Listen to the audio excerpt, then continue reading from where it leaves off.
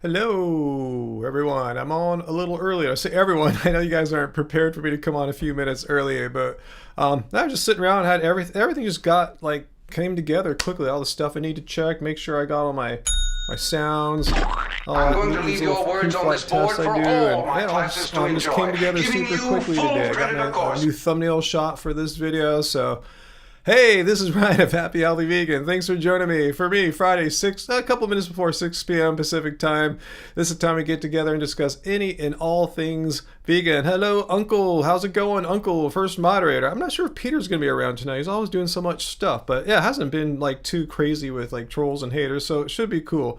But we'll see. Apparently, my video that I put out this week about how all the scientific consensus and research or indicates vegans should probably take B12, and I was not surprised. I was surprised about all the like kind of conspiracy theorists, some of the guys like even come to these live streams no, you don't take B12 because I read this lady's book or something like that. It's like, wow.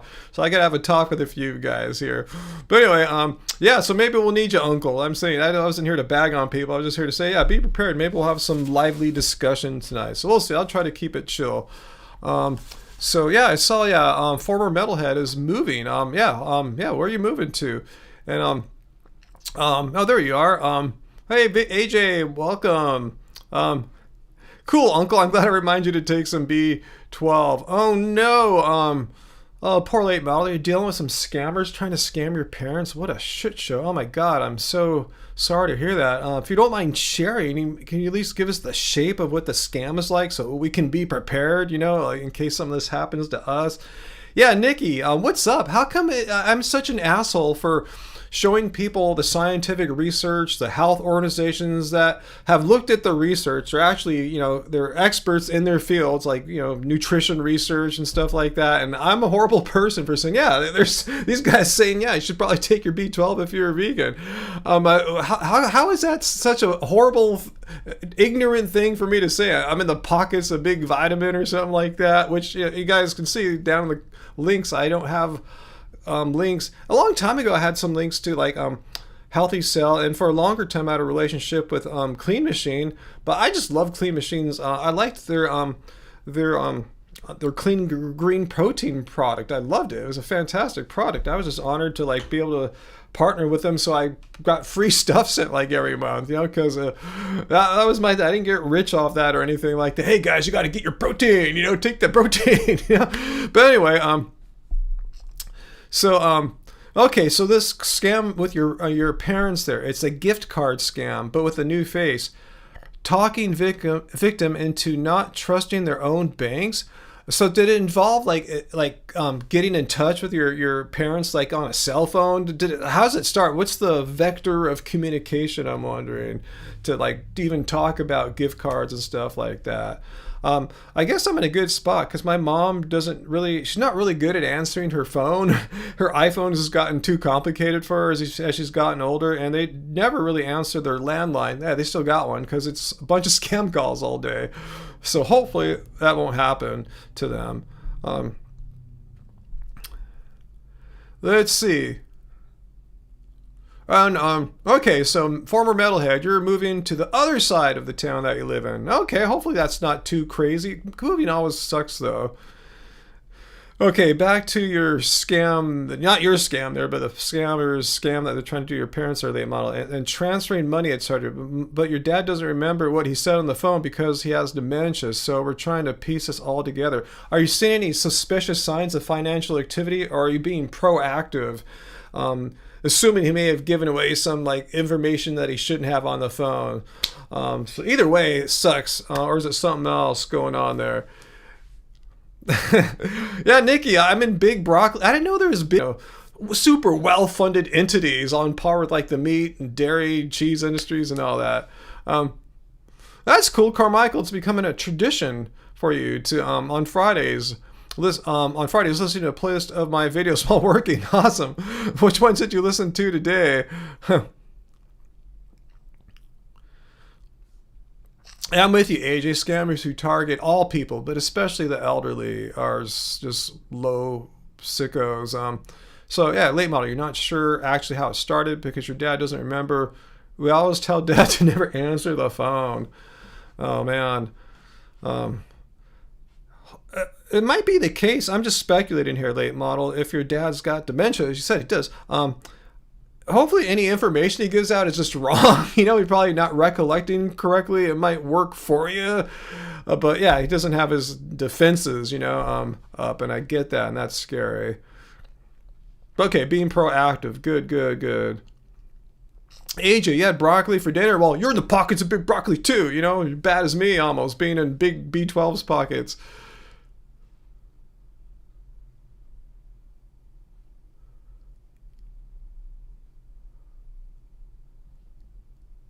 Oh, cool, Nikki. I didn't even see the woman I did that vid on, the jungle lady, anti B12 jungle lady. She even commented, and what are you guys saying? Yeah, she was very passive aggressively encouraging the others. Wow. I mean, I saw a lot of people of her ilk meaning like, anti-vitamins commenting. I left a couple comments and stuff, but hey, whatevs, And hello, Heidi, if I didn't say hi to you already. And Kentucky, I always say that. It's my vegan brain frog. Country fried vegan. Good to see you here, too. Oh, man.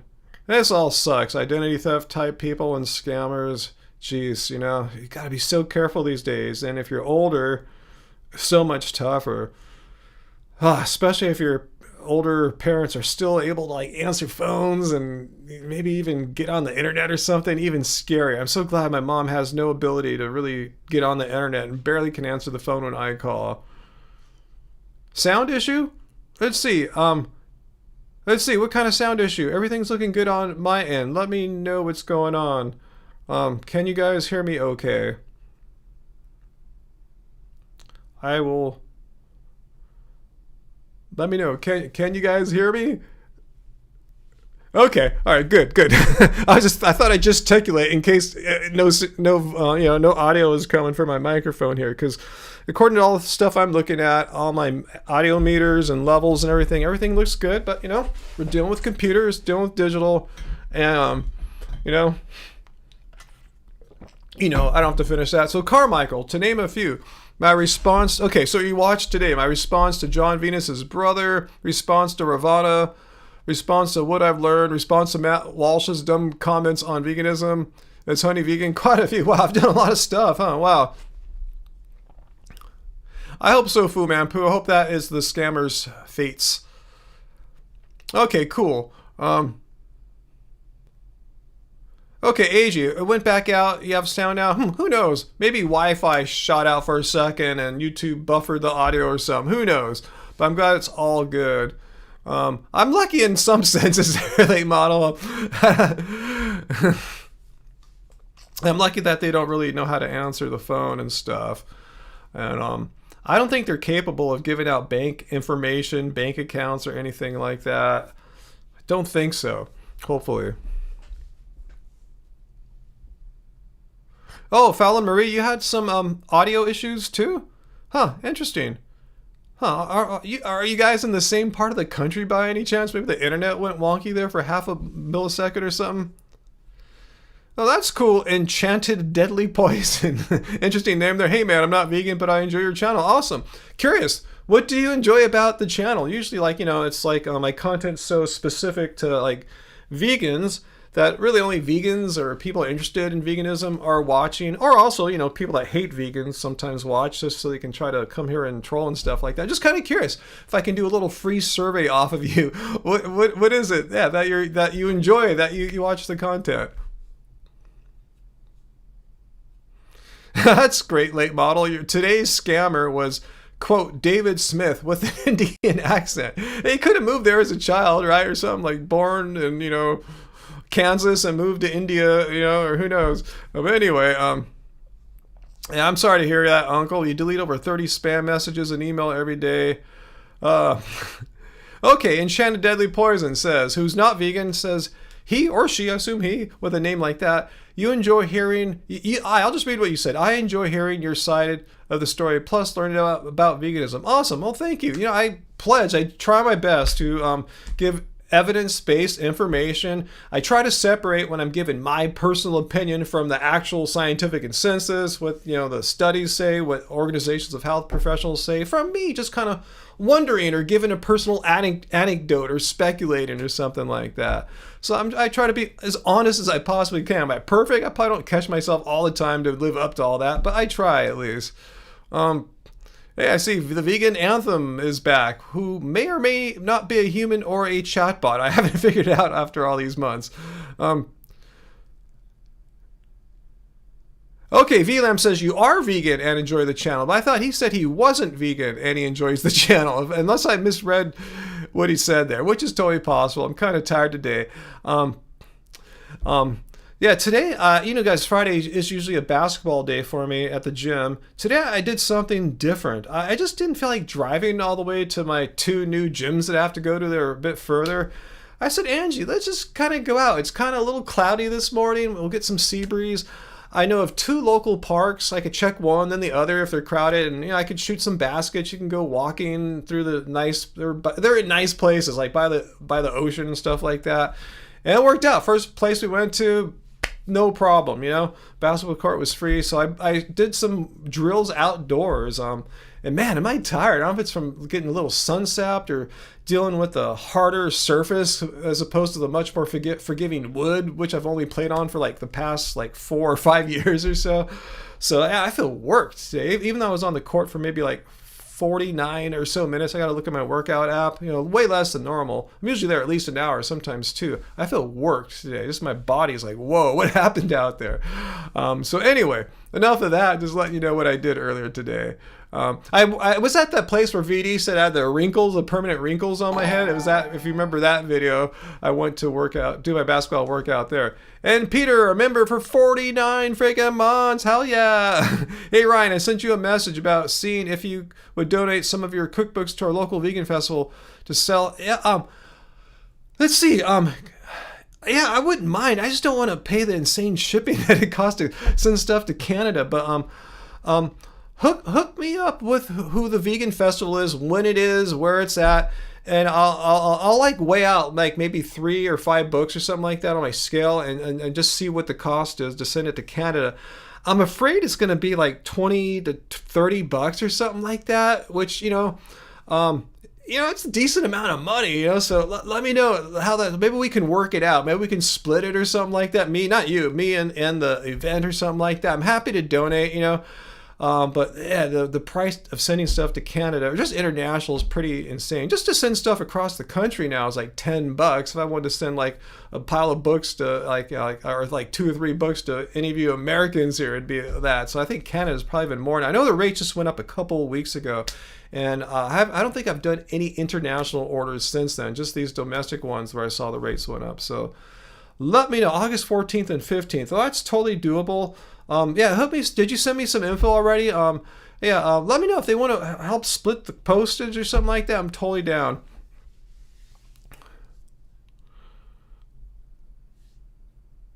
So, let's see. What else y'all talking about there?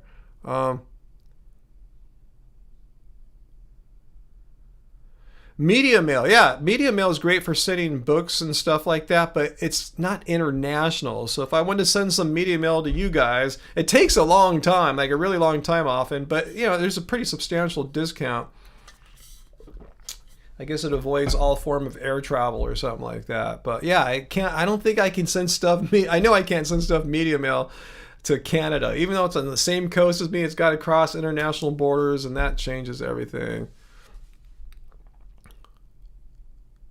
Okay, what else did you listen to, Carmichael? You also listened to my response video about the Seaspiracy director, no longer vegan. That was a good one. That was a sad one. It wasn't one I saw coming, but seeing what he got into after veganism and vegan content creation and vegan directing, I guess there's some logic to it, It's okay, that's a new path you want to go down professionally. Okay, whatevs,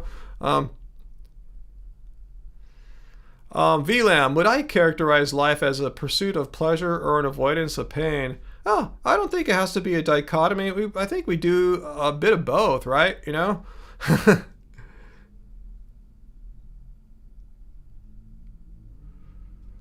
Peter, I just saw Mike the Vegan's video about, what's his name, Brian Johnson or something like that. The guy spends $2 million a year on his body and health and vegan, he eats vegan.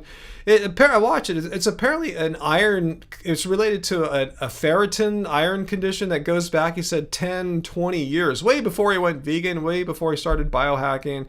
Has nothing to do with diet. So yeah, a lot of people are just quick to jump the gun there and just, oh, it's because he's vegan. Well, no, he said he's had low iron for like 11 years. Before he went vegan, he tried to eat more meat, both forms of iron he's trying different ways of staggering the intake of his iron, tried everything, and nothing budged his ferritin. So they went back to that. He had some kind of absorption issue. He has a what's that called when your body's turning in on against itself? It's fighting itself. Sees it's seeing the stomach as like something that's dangerous or something like that. I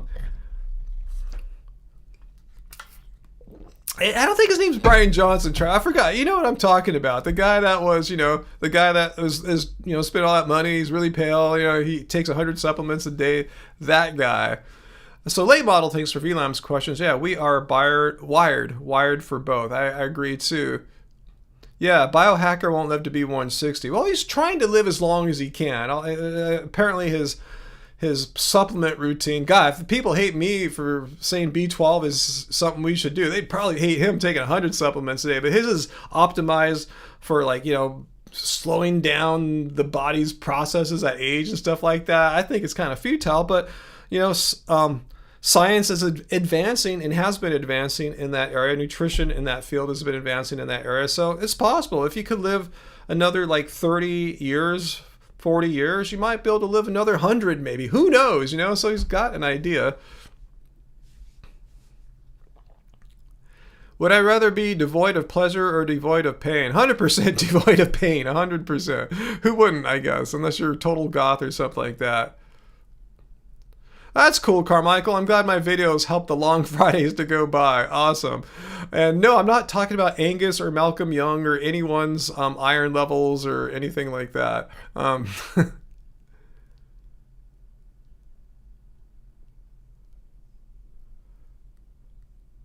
Let's see, Vegan Anthem. Thanks for my work on that, Ryan. My work on what exactly there, Vegan Anthem? I've been blabbing about a bunch of different things. You guys have been talking about different things there, so let me know what you're thanking me for there.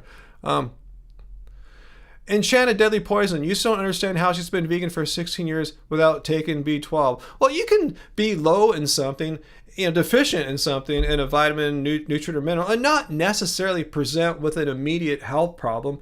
It's like anything. Not everything is most things in nutrition and health, from what I understand, are not slam dunks. Say if you're vegan, the odds of you getting certain kinds of cancers, or heart disease, they decrease, but they're not eliminated or anything like that. Nothing's guaranteed. You can eat meat every day and not get some kind of heart attack or something like that. So. It's all about probabilities, risk. This is what science and scientists, that's their currency, instead of absolutes, always, never. That's for TikTokers and crap like that. It's about probabilities. So yeah, just because you haven't taken B12 in 16 years doesn't mean you're necessarily below an unhealthy level. And if your serum B12 levels are indeed below an unhealthy level, doesn't mean you've already presenting symptoms of nerve damage or anything like that. You might have some underlying nerve issues that haven't manifested in something that you've detected yet. But anyway, it's totally possible. I'm not surprised at all when someone says they've been vegan for 16 years and not had any B12 and they're still alive. I'm not surprised. Is it a wise long-term move? I don't think so, but there's nothing saying that she's got to be sick or anything like that. I didn't say anything like that in the video. I said you're risking illnesses, you're risking nerve damage, but I never came out and said you're guaranteed to get nerve damage or anything like that.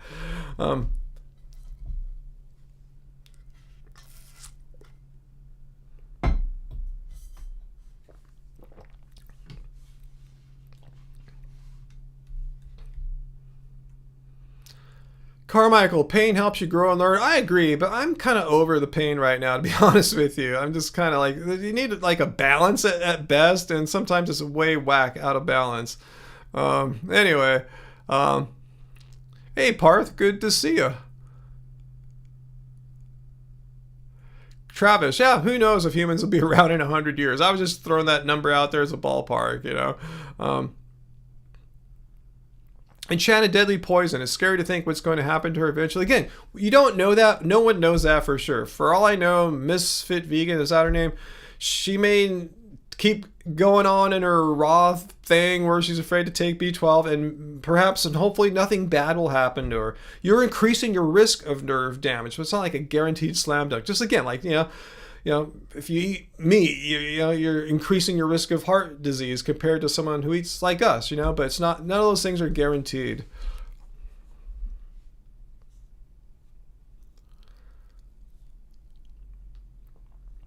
Let's see, what are you thinking, VLAM? If you look at everything we do on a daily basis, we have to do a lot of stuff just to avoid the negative. We eat to not feel hungry, drink to not be thirsty. I see with her. Yeah, we're more in the pain avoidance thing. Hey, thank you, AJ. That's a lot of B12 there. I just ordered some vitamins the other day, but thanks so much for the tip there, the super chat tip there, AJ. It's going to, not the B12 fund. We're good with that right now. I needed some vitamin D. And I usually get mine from Clean Machine, and they were having some sale this month too, like buy one get one half off or free, something like that. So I went there immediately because I knew my vitamin D was getting low, and I saw, oh, so they're out of vitamin D, and I panicked. They had all their other products, but not vitamin D. So I actually emailed Late Model. I said, hey, what's this vitamin D you're using? Because I know you get good results with it, because your numbers are like mine now, above 50, you know? I think mine are above, I forgot, 45, 50. They've always been like 30. So I know that the vitamin D I was taking from Clean Machine's working. And it's not like you have high levels of vitamin D, serum vitamin D for years. So I go, whatever you're taking sounds like it's as effective as what I was taking. It's not to say I'll never take Clean Machine again. I'll probably go back, but I ordered something on Amazon that Late Model recommended, and I got it like the next day, you know, so that was cool. And it was actually around the same price, but like more, like maybe double or so. So Angie can start taking some.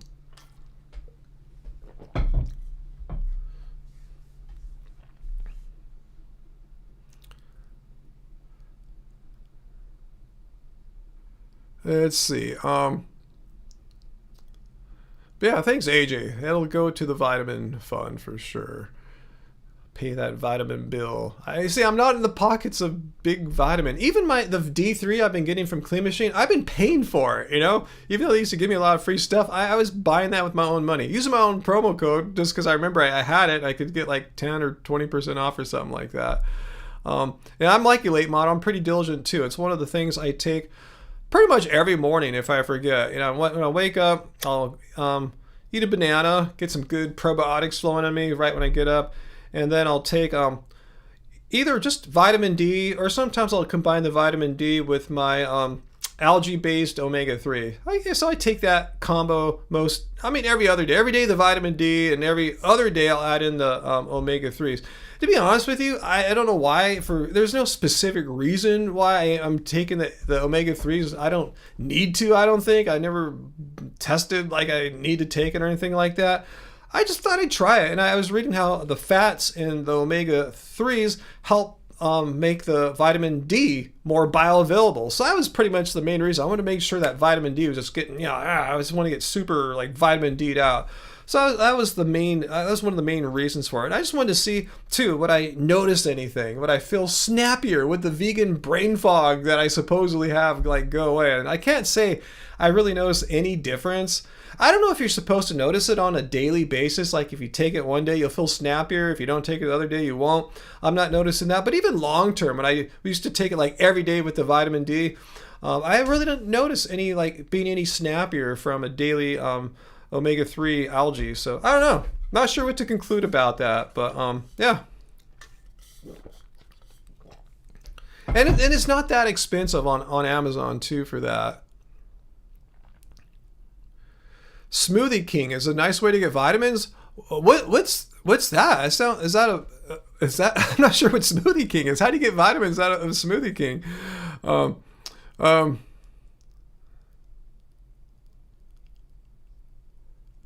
Okay, you too, Carmichael. A vitamin is usually the first thing you eat in a day too. Yeah, most days I'll just wake up, eat a banana. I got in the habit of that late last year, after recovering from the urinary tract UTI, urinary tract infection, when I was trying to build up my gut microbiome after having to take some gnarly antibiotics to wipe it out. So I was reading, just like before even taking a probiotic, just eat. What's that called? Not probiotic. What's that called? Those pills that rebuild your microbiome. Shit, I'm having vegan brain fog right now. You guys are all going to say it there in a second. Probiotics, is that it? Yeah, probiotics. I said it. I was eating prebiotics, which is just like food that really helps feed your microflora. So I was eating bananas every morning. I heard bananas really good for that. Oatmeal is good for that. And those are two foods I have pretty much every day still. Today I had more bananas than that one morning banana. I went and did my basketball workout, came back and ate about maybe 5 more bananas. Didn't eat them. I blended them into my smoothie. Heidi, wow, you do notice a difference with omega. Wow, Heidi, tell me more. Like, do you notice it on a daily basis or a more long-term thing? Like, oh, okay, when you've been taking omega for a while, you notice it. And tell me which one. And then if so, like, what do you notice? I'm not doubting you whatsoever. I'm just trying to, maybe you can give me some insight, some tips on what I can pay attention to, see if it works for me. Because I don't think I notice anything.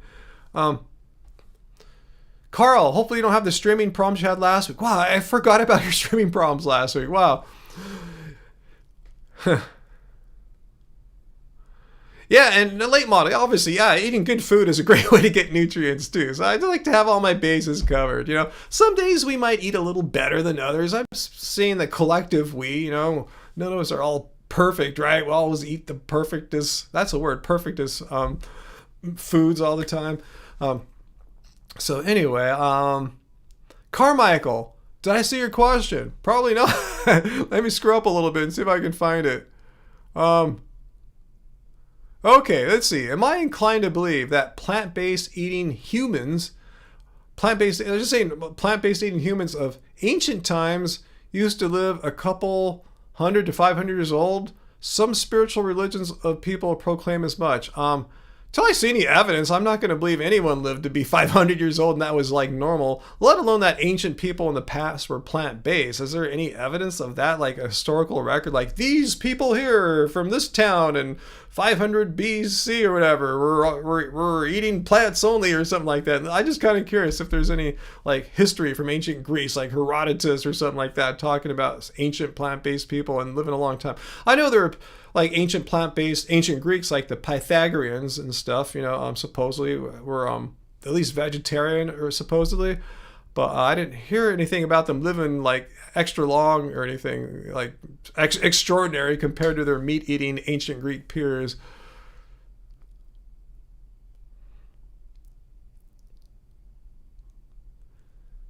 But yes, always be stacked up with bananas. Very good tip there too, Carmichael.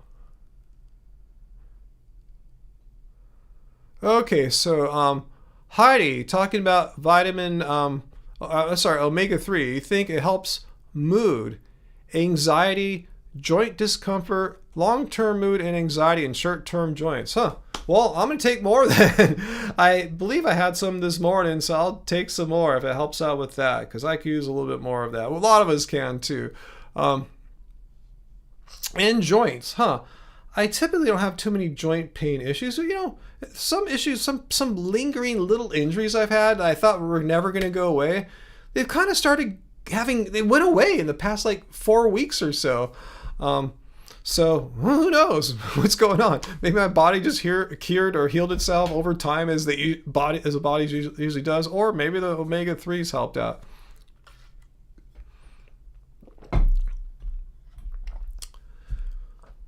Let's see, late model. You just do the D and the B12. Yeah, I think that's it. Seriously, like most, that should do for like 90% of most vegans. Yeah, little vitamin B12, because you saw my video that if you don't do it, you're at higher risk of being deficient, and that leads to whether you're vegan and deficient or non-vegan and deficient, nerve damage, which is not something you want to F around with.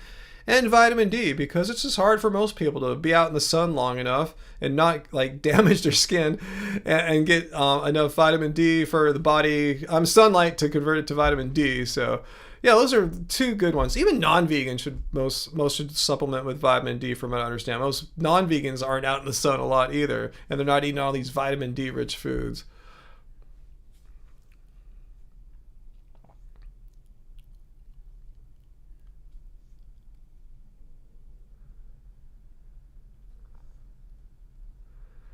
What's that, Fu Manpu? Jesus dug falafel? Really? I haven't had a falafel in a while. AJ, you wouldn't doubt taking Omega's help. So that's what I'm noticing. I'm wondering, because I tell you, I haven't really noticed anything. So I don't know.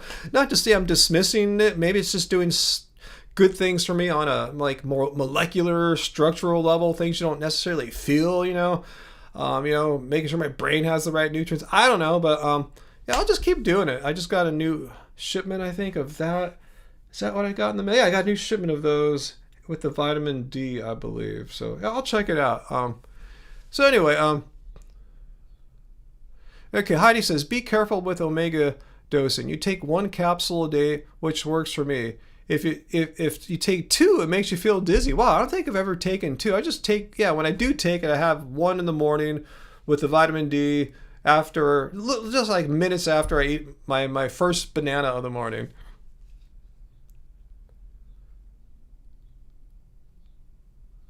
Huh. Interesting, Carmichael. Cool. Yeah, we could use more of a good word for veganism in Holy Works. So hopefully you would think there'd be less bigotry and hatred towards our kind, of vegans, But anyway, that's weird, Nikki. B12 makes you dizzy after 2 or so weeks. Wow. Do you know why? Like, have you got your blood tested? Like, do you have too much? Are your serum levels too high? Because I heard that could be an issue too. You don't want them like insanely high. Just don't want to be deficient. So that's why I don't do my B12 spray more than once or twice a week typically. That seems to get it done. Because there's a little bit in the multivitamin I take, but the B12 spray has the more bioavailable form. I can't pronounce all these types of B12. You guys know what I'm talking about. There's the weaker kind and the stronger kind. I get a little bit of both. What do I do about the fruit flies around the bananas? Well, yeah, it sucks when you get them that overripe that the fruit flies start lingering. And right now, knock on wood, no fruit flies right now. But that's a problem, especially for someone like me who likes my bananas probably a little riper than your average person does. Yeah, sometimes they're just too ripe and you gotta chuck them, unfortunately, or make nice cream out of them in the blender. But yeah, fortunately we haven't had that many fruit fly problems yet. But yeah, back when I was eating like 40 pounds of bananas a week or whatever, yeah, then ripening became a major issue. Ripening management, a real pain in the ass. Well, another reason why it sucks being raw, just like you're really involved with your food, which is cool, I guess, but on the other hand, it's not cool because you gotta have especially a fruitarian based one, you gotta have fruit you can eat like every meal of every day, and it just might not be ripe. What do you do then? It presents some major challenges that are not necessary. Like, we're vegan. Why? Because we're against animal cruelty and exploitation. The animals don't care if you're eating uncooked food, cooked food, a mix of both. Gluten-free vegan, high-fat, low-carb vegan, low-fat, whatever vegan. They don't care. Just eat plants. Well,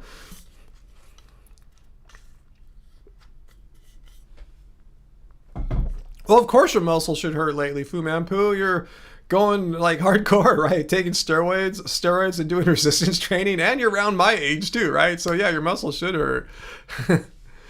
I mean, I don't take steroids or didn't do resistance training. My body's aching from the hardcore basketball workout I had today. I tell you, I'm used to wood courts. This is like, whoa, this is hardcore. And I went running earlier this week too. I'm getting closer and closer. I just want to be able to run a 5-kilometer distance again. I probably could. Yeah, this week I did 2.75 miles. And again, it's not like I'm ending the run like exhausted or panting. I end the run like as I am mid-run. I'm not heavily breathing or anything, just trying to stay in zone 2. And, with running, often you're more fit than what your bones and joints and tendons are. Your cardiovascular system's one thing, and your body's structural support system's another thing. And my body is not used to running 10 miles a week, 20 miles a week like it used to on hard concrete and stuff like that. So I'm building it back up smartly, I think, rather than say, hey, I can go out and run a 5K distance right now. I'm sure I could, but I'd probably be sore for a week or two, and that would prevent you from training. So I'm just trying to do this wisely. I just point out to Angie, it's kind of interesting getting back into running, coming back into it kind of as a beginner, but having the knowledge that I have, how to train and stuff like that, how to protect my body. So it's kind of weird being a beginner and more advanced at the same time. I don't want to say expert, but it's weird having both minds. I guess sort of advanced mind, beginner body. But anyway, yeah, that's what I'm doing. I went for that run midweek. That was fun. Just kind of fun to go running one earlier in the week and then to do basketball later part of the week. It's kind of a way to make this summer different. Let's see what else is here. Is Jesse 12-string here? I see someone say hello to Jesse 12-string. Welcome. I don't see you right now, but welcome. It's always good to see you there.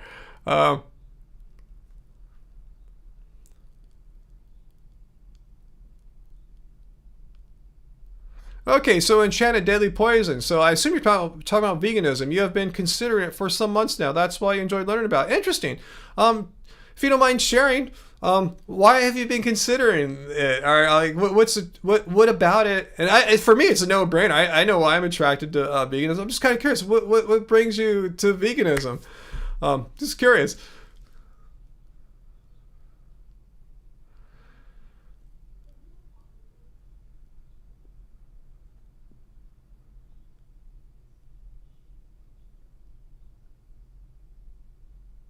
Wow, Fu Manpu, you get up at 4. No wonder why you get so tired so early. I know you're on the East Coast too, but getting up at 4, that's crazy. I've been getting up earlier too lately. For me, that's like 8:30. Go to bed around midnight or so.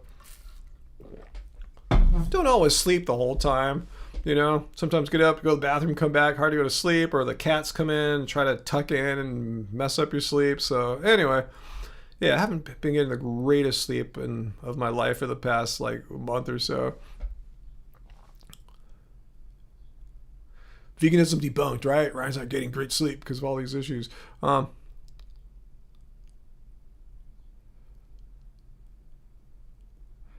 Let's see, Instant Pots. I don't know, I just have a basic Instant Pot. In fact, we have it all locked and loaded. Not with Tuscan Kale Pilaf, aka TKP, but with a kind of a barley version of it. So I don't even have to text Angie. You know what happened? I think it was a week or two ago.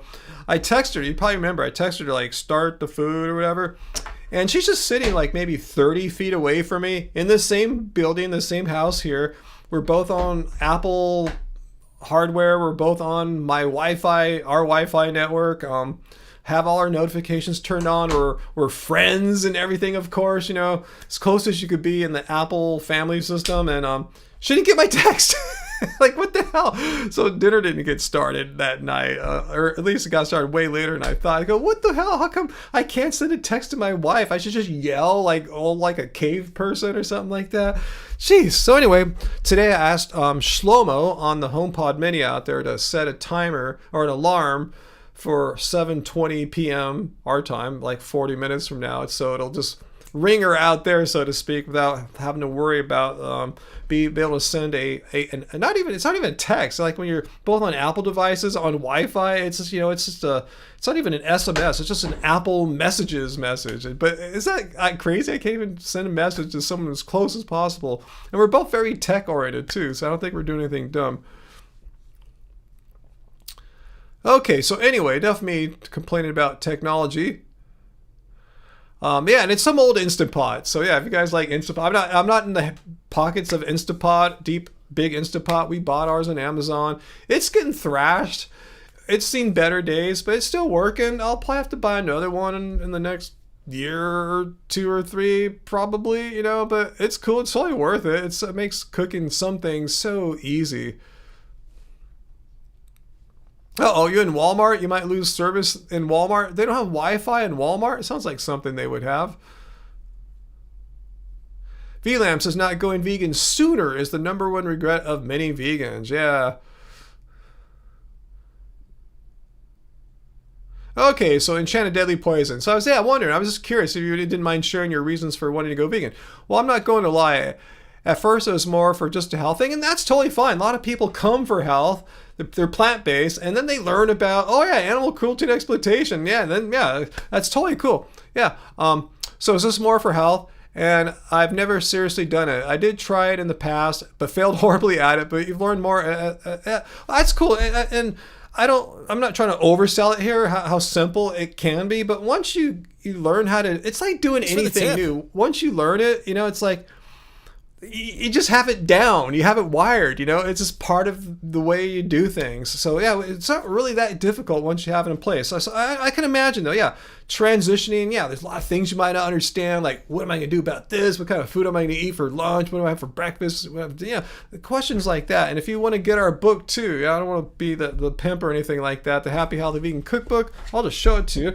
In fact, I'll give you a slight peek of what we're having tonight. It's not exactly this, but it's the variation of the first meal in here, the Tuscan kale pilaf. Just the black rice mix is now barley. But just need to have simple meals. You don't need like gourmet recipes. You need 6 different pots and pans and stuff like that. Angie likes to cook in 1 or 2 max. It's just way more simple.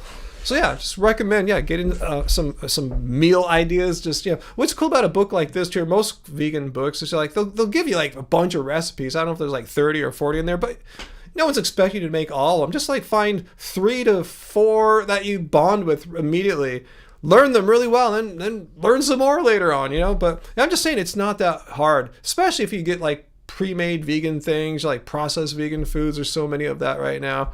Carmichael, do I have seitan? Not a lot. I have nothing against eating seitan. But yeah, I like seitan when I do have it. Rarely. Oh, AJ, thanks for asking about Bodhi.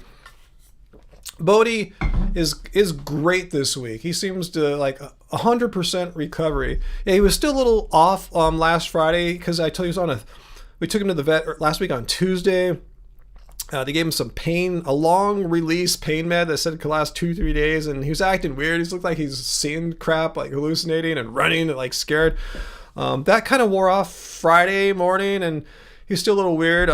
But yeah, he's totally the good old Bodhi. He's like eating properly, urinating properly, not hallucinating and running around scared, even though the very next day was Saturday, 4th of July, and you had to be scared for that. But I don't know how that would have gone down if he was still sick and stuff. Poor Bodhi. That was a rough week for him. So yeah.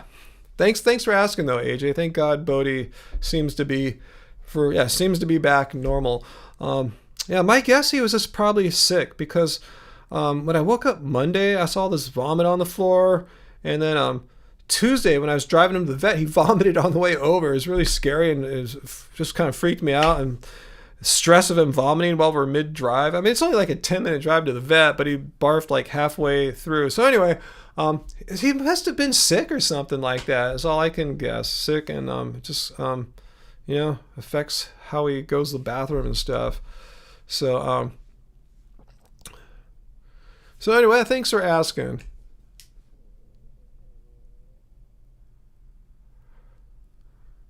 Wow, late model, your family had a cattle ranch, and look at you now, fully vegan. I hate it when people say, I would go vegan, but I can't because of my ancestors and my family. Have you heard that one before? I don't. It's not the most common excuse, but I'm always astounded. I'm stunned when people throw that out there. Like, you can't go vegan because of your family or ancestors? Like, what are you talking about? All of us have family and ancestors who have been eating meat forever. It's like, So the bottom line is, no matter what kind of cuisine you're used to eating, Indian, American, Mexican, Chinese, Middle Eastern, what else? You can make it vegan, So it's Italian, as I've been enjoying so much lately.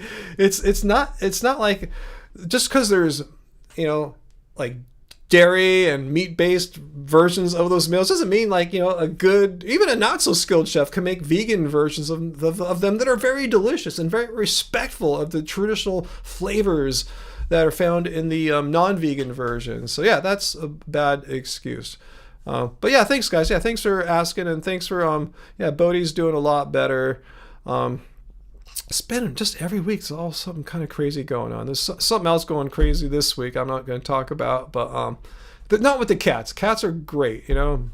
Angie and I, we're good. Health's good and everything. So anyway, so Enchanted Daily Poison says it. Well, even as a meat eater, eat tons of veggies, fruits, and grains. Yeah, that's what you got to do. It sounds like just basically, it sounds like an easy way to go vegan, Enchanted, is just to eat just the plants. You want a wide, diverse array of plants, and just make more of them, put them on the plate, and don't put the meat and stuff on the plate. So yeah, that's one easy way to do it. Just eat the plants that you're already eating. And another just kind of quick tip there for you. A mistake that I see often when people go vegan is that they don't eat enough. And there could be a variety of reasons for that. I'm not saying you fall into any of these, but some people are consciously thinking, oh, I'm going to lose weight as a vegan. I could lose a couple pounds. It's summertime, look good in the bathing suit, whatever, That's not what veganism's for.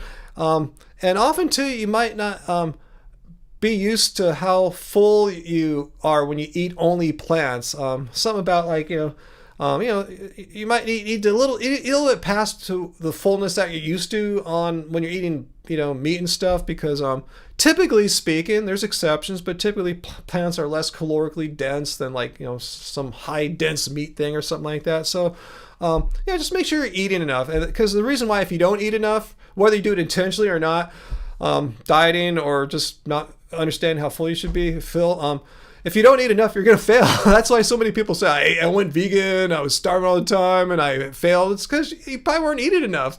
So it's just a matter of just dialing that in, getting that down. So if in doubt, maybe just slightly overeat a little bit. Not saying go crazy or anything. Don't put your health at risk. Just slightly overeat just a little bit. See how that goes. Keep monitoring your weight. Make sure you're not dropping weight or gaining a bunch of weight. If you're gaining a bunch of weight, then don't overeat a little bit. Yeah. But that's I think one of the most common failure points for new vegans is not knowing what to eat. Like they don't have a system in place like most of us all have and have had for years or decades. And just not knowing how much to eat. Just eat till you're full, and maybe a little tiny bit past that.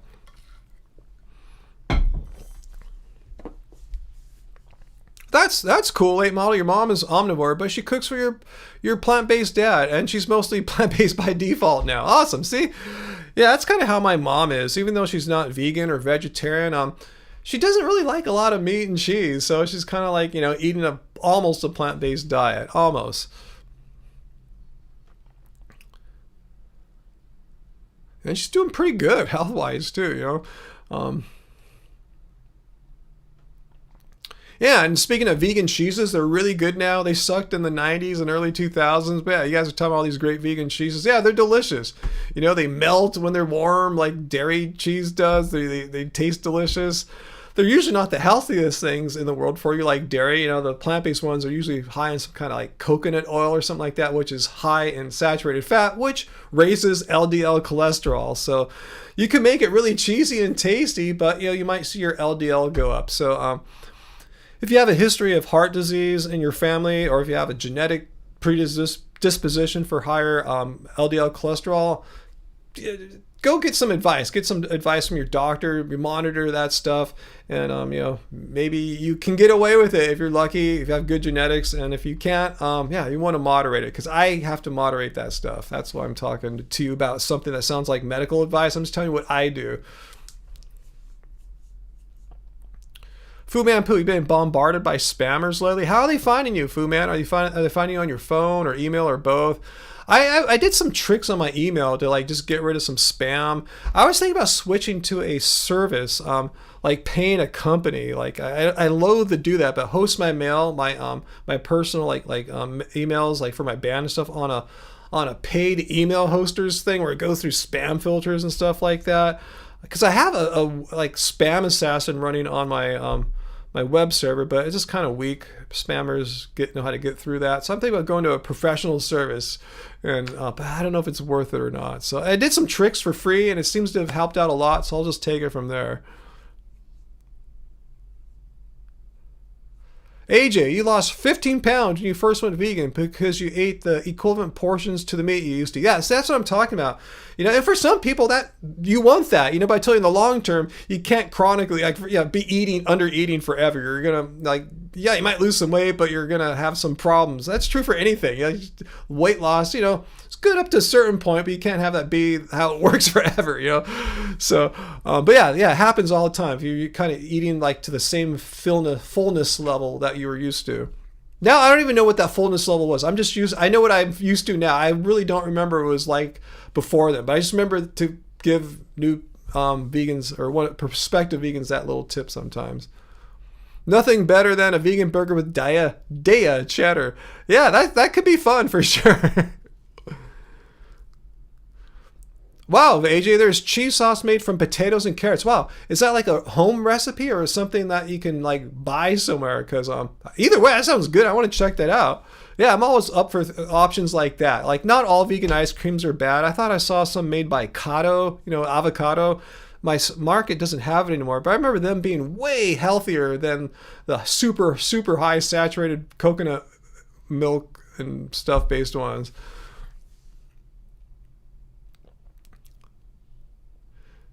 Yeah, I'm like you, late model. I'm mostly whole food, plant-based as well. I can pretty much whatever eat I want. Yeah, totally. Yeah, I try to be whole food, plant-based, but not always. It's nothing I'm like, you know, like overly like anal about or something like that. You just try. This is like the goal, you know, just, you know, the head towards. But sometimes life gets in the way. You can't eat as awesomely as you would like to. Carl says it's easy to undereat at first, especially if you are more whole food, plant-based. If you are hungry for an hour or two after eating, you aren't eating enough. There's a good rule of thumb there, Carl. If you had your meal, whatever, breakfast, lunch, or dinner, and you feel yourself hungry kind of shortly after, that's a good sign that, yeah, as a new vegan, you probably need to eat a little bit more. You shouldn't be hungry like an hour or two. That sounds just like the same meal and your body's saying, hey, where's the rest? You know, so yeah.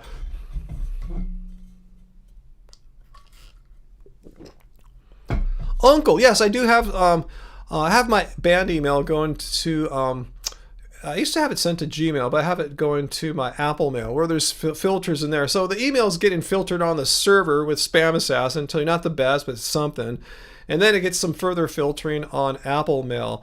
What I'm really waiting for, guys, I know some of you guys don't like AI, but I'm waiting for when all the Apple Intelligence stuff rolls out. Remember, their stuff's on device. It doesn't hit servers. There's no server farms and water and stuff like that for this local stuff. But anyway, I'm hoping they're going to have like intelligent, like AI something running to like find spam on there. Because right now it's just kind of rules based and there's some kind of machine learning thing. You kind of mark it as spam and it learns. But it'd be awesome if they could use the power of Apple Intelligence to like have AI like filter out the spam email and put it in a spam folder. So I don't think they've announced such a feature for their mail product, but it just seems like a next no-brainer evolution for Apple Mail. So we'll see if that happens. Carmichael, you can't believe I used to have 12 bananas in one smoothie. That would be a crazy day. Usually after like a hardcore run, Carmichael, I mean, if they were 12 small bananas, yeah, for sure. But if we're talking about your typical average size banana, usually like 8 to 10, something like that. That's all that would fit in the smoothie maker, the blender, you know, so something like that. But yeah, 10 was not uncommon. 12 was more rare, especially if we're talking about 12 regular sized bananas.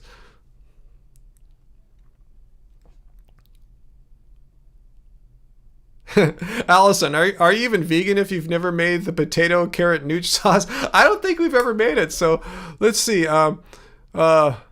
Okay, so AJ's telling me it's a home recipe. You learned it on vegan YouTube. I believe the Burger Dude on YouTube has a recipe, huh? So what do you think about it? Is it pretty good? You're telling me about it, so I assume it's worth learning. What's your thoughts, AJ?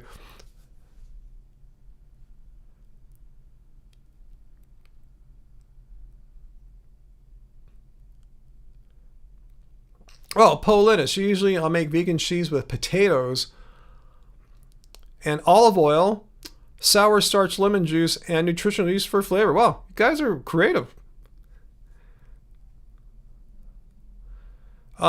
Cara, what do I make for lunches these days? Well, today was weird because of my exercise thing I did, but after I played basketball, I totally made my my banana smoothie with, mixed in with other fruits. This one was a tropical frozen mix, so I had some banana in there too, ironically, but like mango and pineapple. It was delicious. I felt really summery. And then Angie had some leftovers. I had a little bit of it. She made like a vegan egg salad sandwich. A lot of veggies and stuff on it too. So yeah, that we kind of had that for lunch yesterday. And I had she since she didn't have the banana smoothie, she didn't do the basketball workout. So she had the second half of the vegan egg salad sandwich, and there's a little bit left over. So I had just a small bit of that today for lunch. So yeah, lunches are different every day. I mean, if I'm really super desperate and in a hurry, I'll just make a peanut butter jelly sandwich or something like that with the PBJ powder. But let's see what else is common. Maybe we'll make some like potato tacos.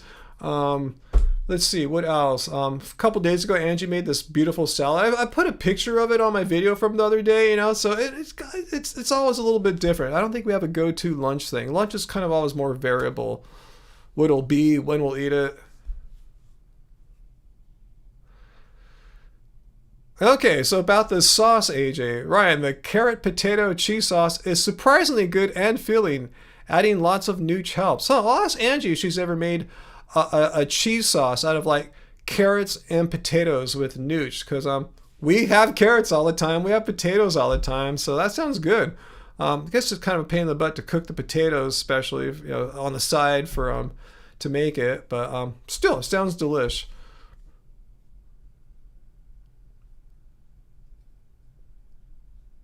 Okay, so Carmichael's heard of this dude too. What's that late model? WYW cheese sauce is good. Dylan started. Oh, Wild Your World. That's them. Yeah. Dylan started doing it in his kitchen. Now he manufactures the powder with the same ingredients. So they're still vegan, right? Late model. I remember made that video a couple years back. They're still vegan, right? They didn't ever become no longer vegan or anything. They haven't introduced honey or animal products or anything like that. Just curious. I probably would have heard something if they had done something like that. Or pivoted out of veganism just because, vegan YouTube views aren't what they were from compared to 3 to 5 years ago. Okay, they are still vegan. Awesome. Thanks for confirming that, Jesse 12 string. Yeah, just from what that response video I made, I just was concerned, from what I saw. I didn't think they were necessarily Your World. Thank you, late model. I wasn't proclaiming, and I didn't believe that they were definitely on the path of no longer vegan, but I was a little concerned, So I'm glad everything's cool with them. I'm glad they're not oh, well, the views are not as good, so let's eat meat now or something. I'm glad they're true to that, to being vegan. AJ says, if Your World stopped being vegan, you would think hell froze over. Wow. No, not them.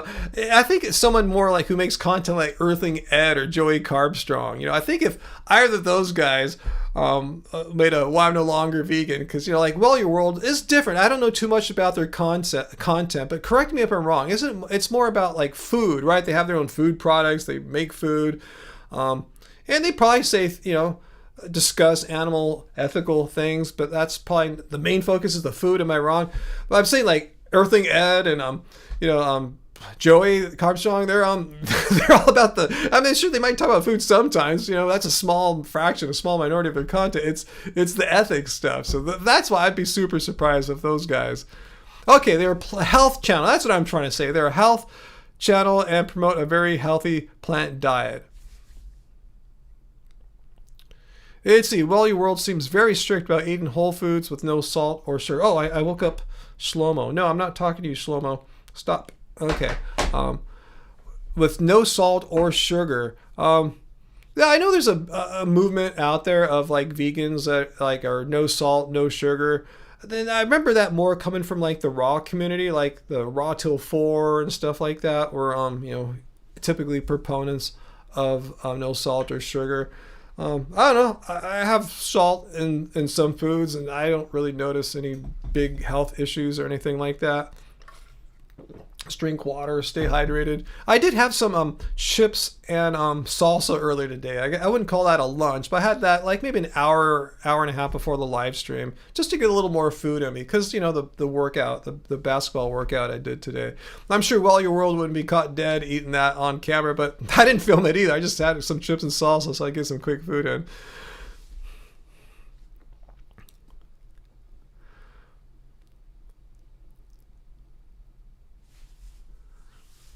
Yeah, I have nothing bad to say about them or anything like that. I just don't watch their content, so I don't know what they've been up to.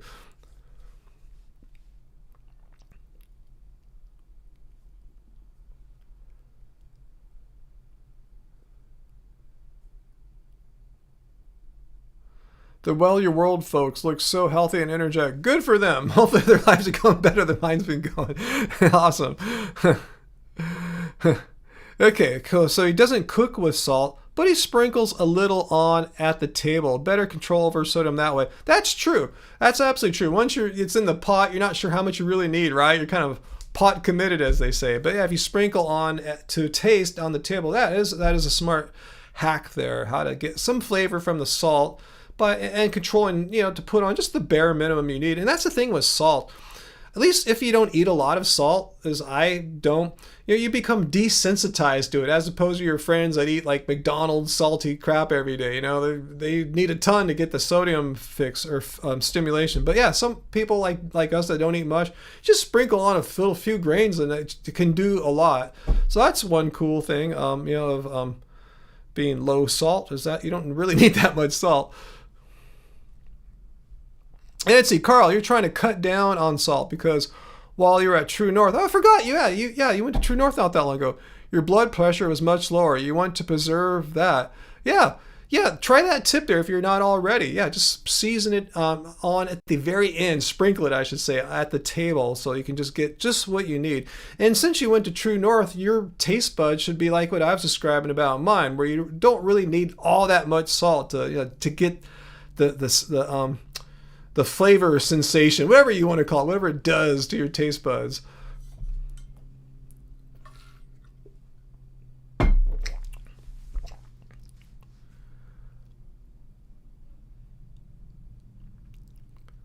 Oh, their big influence was Dr. McDougall. Awesome. Yeah, Dr. McDougall's, way more like whole food, eating almost an austere kind of recipe, but yeah, he's totally cool.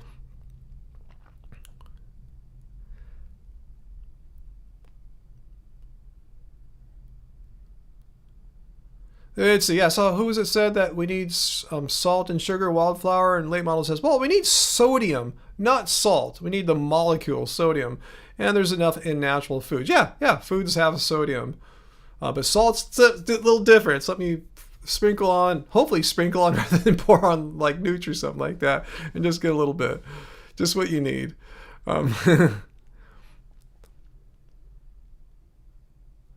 Oh, Dr. Chain tipped a while ago. Are you still here? I was in the middle of something. I feel bad for that. But he said animals should be free. Dr. Chain here. Thanks, Deep Chain. If you're still here, my bad, Dr. Chain. I didn't get to your super chat tip until right now. My bad. I'm slow today. The outdoor basketball really got me more than I thought. I really didn't think we were going to be there that long. I told Angie, well, go on your walk and be back in maybe in half an hour, because I thought I was going to get super hot and sweaty and tired from the sun. Well, it turned out, the thick overcast lasted longer than I thought. So she texted me about 25 minutes in. I said, no, I'm cool. Just keep your walk going. Don't rush back. I'm totally fine. But yeah, I'm not used to that. There's all these people. Okay. What's up with pickleball, guys? How come pickleball is so popular?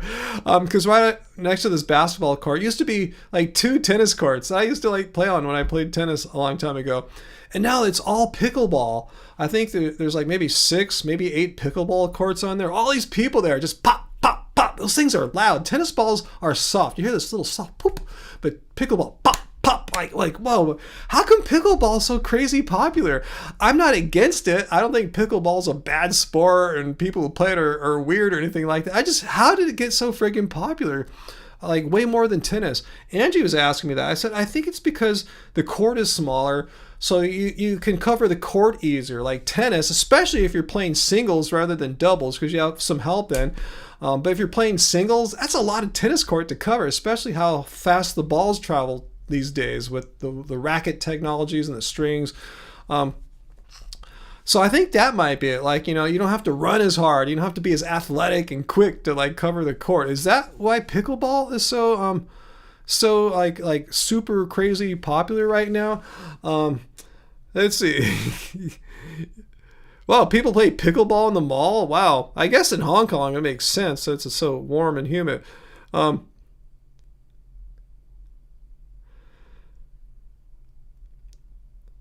I don't know. Is it any easier to learn? I don't know. I've never played pickleball. And speaking of soccer, remember I told you last week I hadn't seen any of the FIFA World Cup or anything like that? Well, I saw a game on Sunday. I watched pretty much a good chunk of Mexico versus England. Remember last week you guys asked me who's gonna win, and I didn't even know who was in the round of 16 knockout round.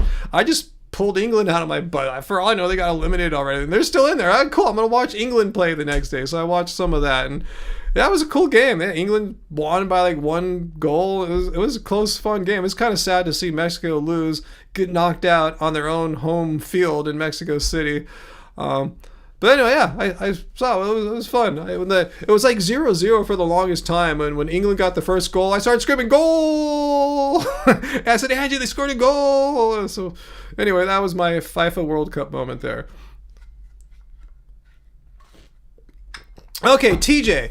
Okay, that's what I was suspecting. The fitness requirements for tennis are much higher than pickleball, so less of a barrier to entry for a novice. Because yeah, when I was playing tennis last, which was like 10 plus years ago, and I was already old then. I was in like my early mid 40s. I was pretty fit and light, so I took pride in being able to cover the court. Especially I'm long too, so I can reach and stretch out, for wide balls and stuff like that. But I took a lot of pride in my fitness to be able to cover the court as well as I did. That was, I considered my biggest strength. My forehand and my court coverage were my biggest strengths, with my backhand and serve being liabilities rather than assets. But anyway, yeah. So that's what I suspected. Yeah, pickleball much easier to cover the court. So yeah, I could probably play pickleball. If I ever have to give up basketball, I could get into pickleball, because I remember when I could cross train basketball and tennis. It seems like the same cardiovascular fitness system. A lot of muscles or whatever body like how you move and change direction are similar. Not quite the same, but close enough that you could cross train between the two. I didn't play tennis for years, but yeah, I just went from basketball to tennis, and I was fit. I just had to get my skills back because they're not sharp at all after not playing for a long time. But anyway, yeah. Cosmic bowling? What is cosmic bowling? Is it like those blacklight bowlings? Because those look fun. I've done a few of those. Late model, you just hike and lift weights, but you've been thinking about pogo stick lately. Pogo stick, really? That sounds crazy. I mean, crazy fun and good, but you wouldn't catch me doing that. Yeah, what is cosmic bowling, huh, AJ?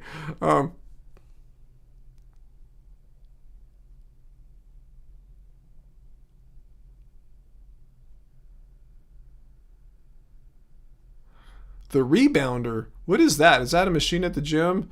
Okay. Bowling with the lights turned off and night lights. Yeah, the day glow bowling. I like that too. It's harder to see the pin, but I don't think people do that kind of psychedelic fun night bowling to like bowl their highest game ever, right? They're just there to have some fun at night. The music's going, it's dark. It's like a nightclub vibe, but you're in a bowling alley. I like that too.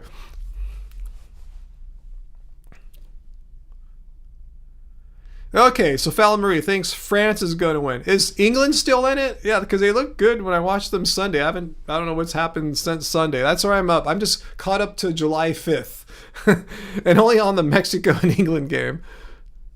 I've never tried golf, Country Fried Vegan. I've gone to driving ranges, where you just like hit the first ball really long.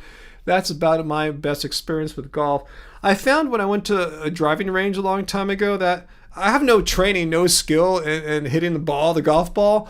But when I did connect rarely, it went far because I guess I have a long arm and force, Usually it goes sideways, go crazy, and I look stupid and everything. But yeah, when I did connect, like, wow, what's that, like 200-300 yards? I don't know, I forgot. You see the signs way out there out in the field or whatever, the driving range. So wow, I hit that. Jeez, that's pretty cool.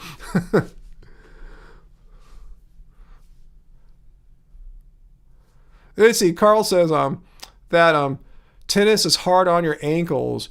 You run slower in pickleball, but you hate the noise. Yeah, I can imagine it. And yeah, it's much easier on the ankles and joints because you don't have to run. You can't run as long. You don't have to run like, I don't forget how long it is to cover the baseline on a tennis court. So if you're hustling, it's a lot of speed. And then you have to stop, to hit the ball and maybe change direction even. That's tough on the body.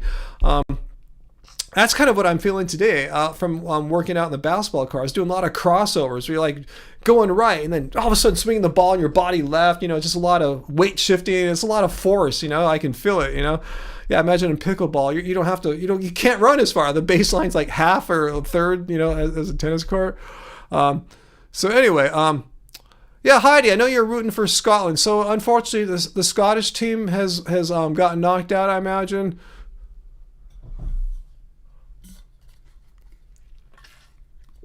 Oh, so you've already been pogo sticking in the past. Okay, so you're not starting from square one as most of us would be. Okay, Rebounder is a mini trampoline made for one person. Wow, that does sound cool. I mean, just fun and like you get a workout. Wildflower says, been here since I have seen you. Thank you, YouTube algorithm. I know, huh?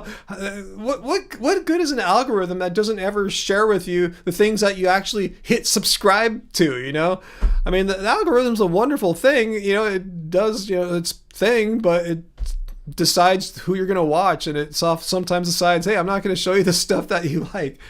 Hey, Wildflower has gifted 1 membership and Otters and Elephants got it. Awesome. Cool. I love it when like a longtime regular gets one of the gifted memberships. So thank you so much, Wildflower. And awesome. Otters and Elephants, welcome as our newest member to the Happy Fam.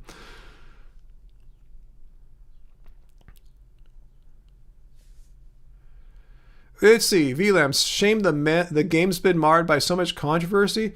Which sport has been marred by controversy? Tennis, pickleball, FIFA. What do you know that I don't know?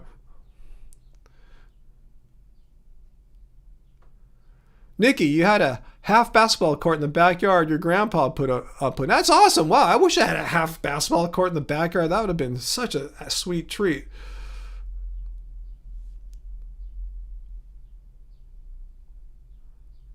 Okay, so Scotland lost, but won so many hearts, and they are the true winners in your opinion. Awesome. Nikki asks, what was the rubber ball you sit on as a kid and hold the handle? A hoop-diddy-hoop or something like that? Hop-diddy-hop? Am I insane? Am I just blabbering nonsense here? Let me know if that's it. You see, Country Fight says, one of the toughest sports you've ever seen is rugby. This is fun to watch, but I could never play.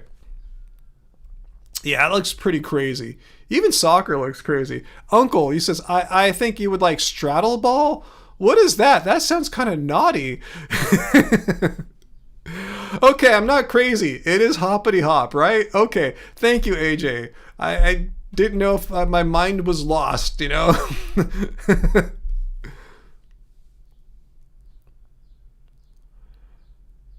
Okay, so the sport marred with controversy was, you're talking about the WC controversy, officiating racism. I'm still not following. What is the WC? I feel stupid for asking. It's like, everyone knows what that is, Ryan. How could you not know? So just inform this poor ignorant dude here what that is. Poe says, I heard something about this. There was a controversy on the World Cup with the lifted red card of a USA player by FIFA. I heard that Trump weigh in. He didn't like the officiating of something. Is that what that was about? Okay, Uncle says, a hippity hop or a hopper ball. I guess Hippity Hop is probably the TM name, and Hopper Ball the more generic name, I'm guessing. Yeah, I don't understand how the cards work and penalties work in soccer. I don't understand those intricacies of the game yet. I probably may never. Not that it's beyond my comprehension. I just won't be watching enough to ever pick up on that.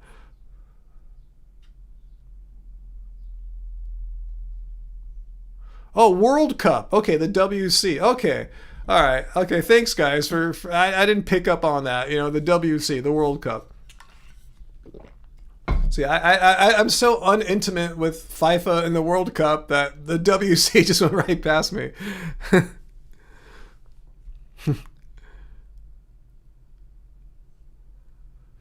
All right, Enchanted Deadly Poison. You come back anytime. Seriously, this live stream is for all people who are either vegan or interested in veganism. So you definitely qualify, and hopefully you'll find that, you know, you can get some support, some tips, some advice, and just hang out with some chill, fun to be around people here. So we do this every Friday, whatever time it is right now, subtract an hour and 13 minutes.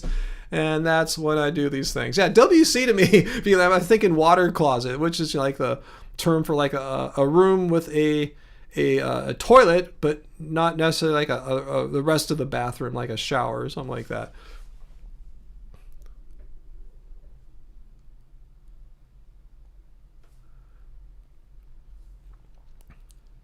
Sit and spin. That's a whole different thing, Heidi. That's not the hoppity hop ball. Okay, so Polinus is going to give me some like soccer primer here.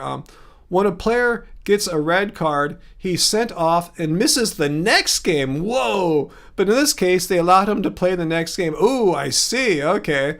And because of that, not because of that, but did the United States team lose that game with this controversial not missing the game from the player? I could see why our president wouldn't like that.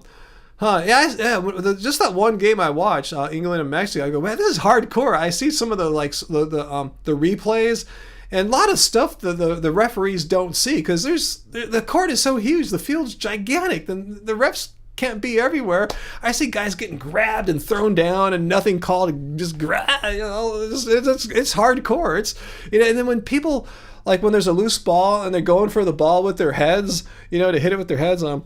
Seems like you could collide like 3 or 4 dudes all going for it with their heads. That could be really painful and dangerous. It looks really, really hardcore. You gotta be young, prime of your life. I don't think a dude my age would do well playing a game like that. I know these are the fittest athletes in the world, the best in the world at that sport. I'm just saying, in general, it looks really hardcore though.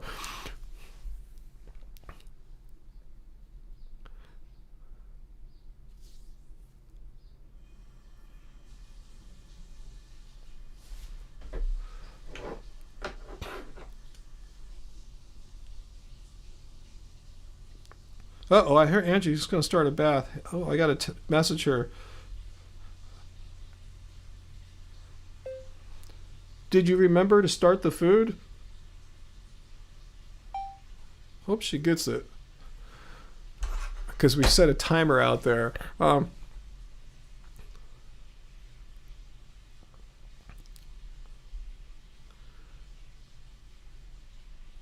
So Trump made a call to cancel the red card that had suspended a U.S. player. Wow, is that normal for like leaders of nations to call like a sports governing body to like how to enforce their rules or something like that? I mean, it seems like a bit of an overreach, and it seems very Trump though. It sounds like something he would just do, right? You know. Monkey bars. Hey, anyone that Gen X or older remember the monkey bars? Have you seen, guys, what playgrounds look like right now? Because some of these places, like these parks I go to that have basketball courts, have playgrounds. Totally different. Like what we grew up in were like some kind of Victorian metal death traps and stuff. And these new ones are all super, they don't look as fun, but they look way safer and like they're soft. The ground's all bouncy and stuff like that. No more monkey bars. No more things you can fall and hit your head on and stuff like that. So yeah, playgrounds have changed quite a lot since we were childs.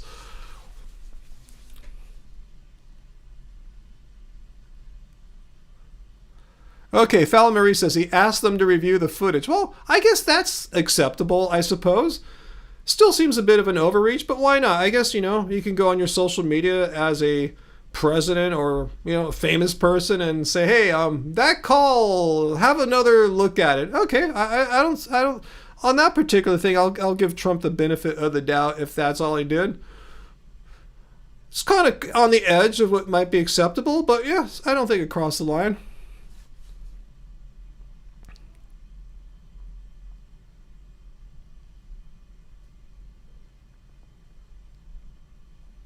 Oh, really, Heidi? The USA team called Trump and then he got involved? That's kind of an abuse of power there. Really? I mean, I don't know. I don't know if all the facts are. I'm just going by what you guys are telling me. That seems an abuse of power to call your president. I mean, like, this is soccer. This is not like United Nations or something like that. It's soccer. It just seems like the wrong person to get involved. You should call like the FIFA governing bodies and do the politics through that rather than pulling an international leader like that. That seems okay. So Trump got pulled into it by the U.S. soccer team. That seems like a weird person to call upon. This is my sense. Knowing how sports are, you should work within the sport. But anyway.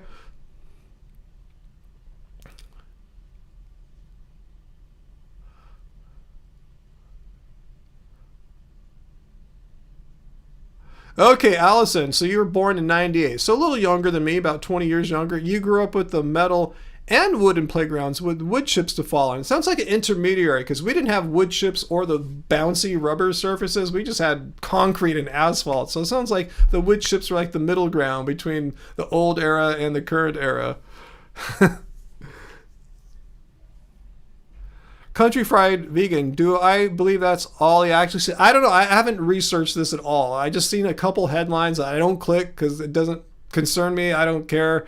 So I'm just going off what you guys said here. I said if he made a social media post or something like that, okay, a little weird, but I guess that's free speech. You can do that. But to actually get involved, I don't know if he called or contacted members of FIFA's governing or whoever manages that stuff.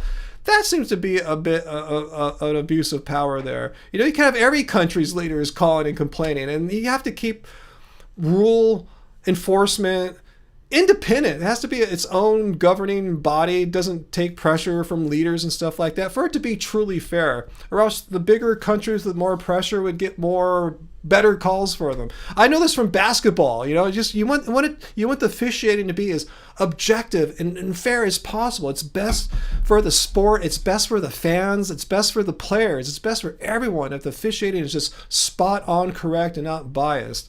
I get so pissed off when I see a horribly officiated NBA game. It just makes me want to not watch anymore. It makes me want to throw up and say the sport sucks. Anyway, enough of me ranting about that. Well, AJ, yeah, slides don't go fast anymore, AJ. There really does. You just go down a slide, it goes, boo. That's me going down the slide these days, boo, like 1/10 of a mile per hour. You got the wind knocked out of you as a kid, going down a slide too fast and hitting the ground hard. I'm sorry to hear that. That can't happen anymore. Couldn't fully breathe for a few minutes. Scared the heck out of you.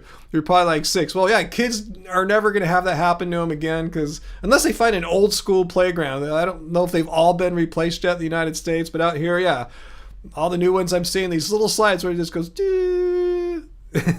Anyway, Paper Hero, what do I think about palm oil? On an ethical sense, on a health sense, I'll start with the health. I can't remember. Does it have the saturated fat issues as coconut oil? If so, I wouldn't eat it, but I don't eat it anyway. It's not really in the foods I get. I know there's ethical issues destroying like orangutan habitat. For those reasons, I'll use something else. If I need an oil, use something else that's not quite as bad. Okay, Travis says that Trump is friends with the head of FIFA. Oh, well, that's what's that word for there? That's an issue. Remember, I was just complaining about my sport, the one I watch, NBA. The officiating needs to be as objective and free from bias as possible, free from influence as possible. That could be an issue. But just because he's friends with the head of FIFA doesn't mean it goes from Trump to the head of FIFA to whoever's in charge of officiating, like, hey, you got to do it that way.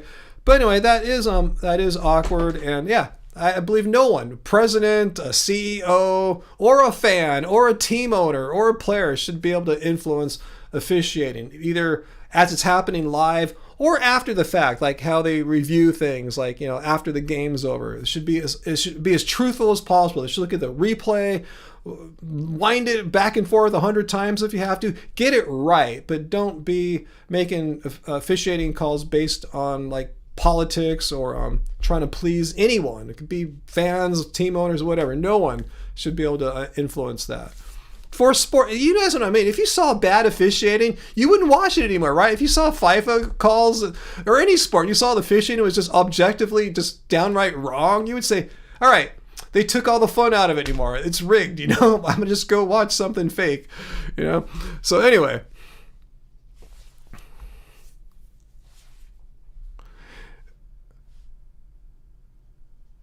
So VLAM, you had slides made with concrete pipes in the 90s. Yeah, thank God those are demolished now. So Carmichael, you see some pretty awesome new playgrounds around here. Long metal slides, zipline rides, monkey bars, lots of things to climb. Huh, interesting. Well, go check out one of these long slides, Carmichael, and tell me if it just go down at like that, super slow. That's me going down the slide. That's the sound of me. That's the international sound of a guy going down a slide really slow. So see if that happens to you. It might look impressive. It might be high, but they're angled and the materials are such that you go down really slow. So go check it out, Carmichael, and report back. I really want to know, so let me know. Hey, Tidy says, come to Boston and go down the can slide. That shit's crazy. I've never heard of that. It sounds old school. And merry-go-rounds. Yeah, anyone has motion sickness. Yeah, merry-go-rounds are a problem. Carousel wheels, whatever they're called, too, all that. Next to your elementary playground was a crematorium. Oh, man. Okay, that's a weird way to grow up there, Nikki. I assume you're talking about your childhood.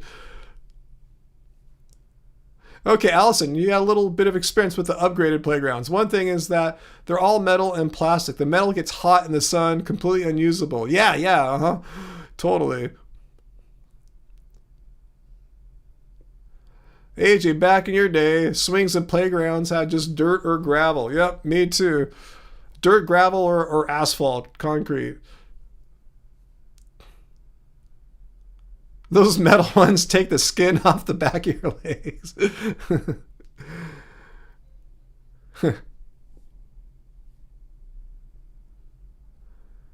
FIFA, not important, just as if they call it FIFA. Have I been calling it FIFA? Okay, thanks for letting me know. FIFA, I thought I was calling it FIFA. Okay, no more FIFA. I'll try to call it FIFA, but I'll probably not remember anymore. I probably won't be talking about it much more. Right? Isn't it over pretty soon? Late model, as a goth chick, I would have loved to be near the crematorium. Huh? That would have been awesome, huh?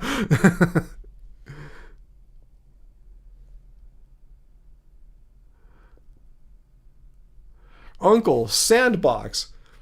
Do they still have sandboxes in the new playgrounds? I don't think so. Unless the sandbox is a larger area where there might be some, like a slide in there or something. The sand would be the cushion. VLAM, I only just realized Ryan was talking about FIFA, side note, because I was calling it FIFA. See, I don't know this game. I don't know this sport at all, And again, it's not because I dislike it or anything like that. I don't play that sport. So I usually watch sports that I've, either currently do or have done and pursued in a serious manner in the past. Not like something I just did once or something, Like, yeah, I played some softball in elementary school because I was forced to, but I didn't like it. I don't watch baseball because of that. Something it's things I pursued because I was into it, like surfing, skateboarding, tennis, stuff like that. Travis, what are you talking about there? I thought we were talking about children's playgrounds. Blacktop, that's what it's called when you're out. When I was saying there's asphalt out there, it's called the blacktop, right? Out in the school playground, the parks, the blacktop.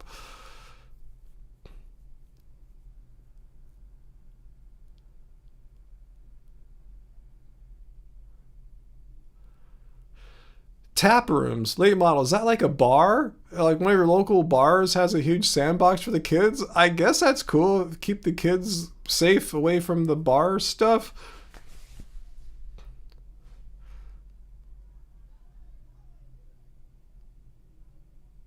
Huh.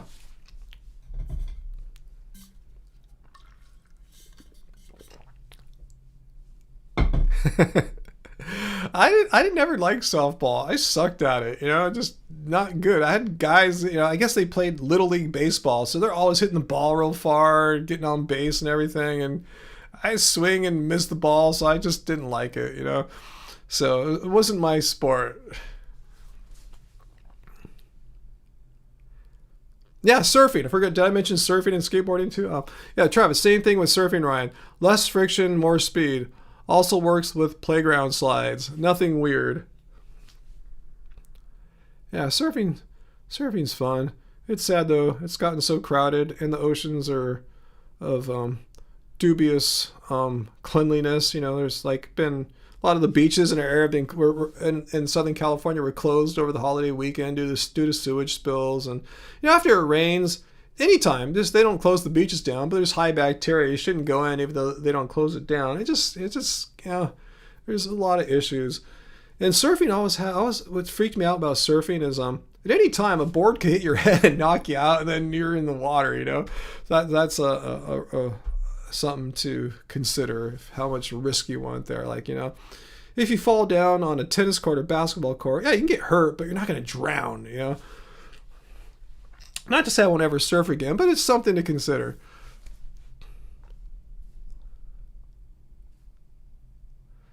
Yeah, Uncle. I remember tetherball.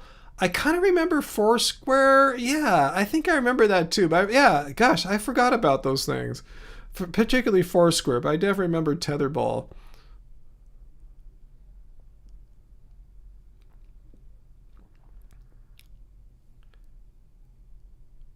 Oh, yeah, huh, Phelan. I guess that's one reason why you don't see sandboxes, because dogs and cats would do their bodily business in them, huh? Yeah, I'm with you too. I never liked team sports in school. Yeah, I don't know why.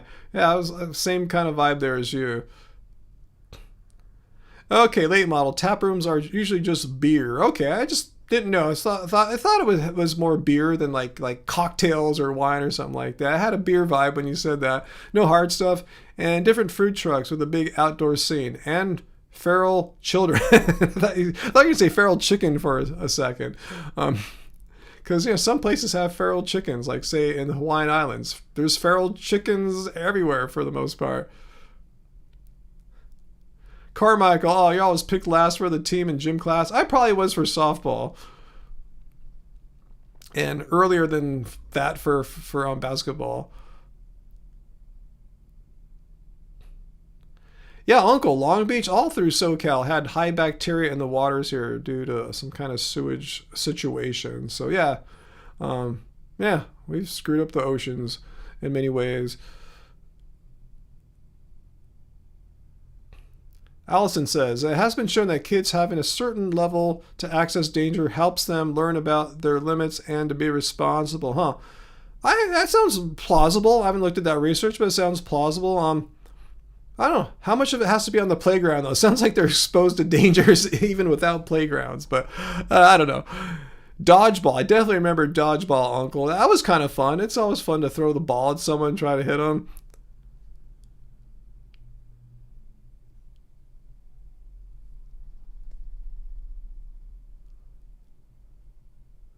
AJ, you're glad we had no real safety measures on our playgrounds? Why is that? You used to love dodgeball? So yeah, us people who didn't like team sports, yeah, love dodgeball, huh?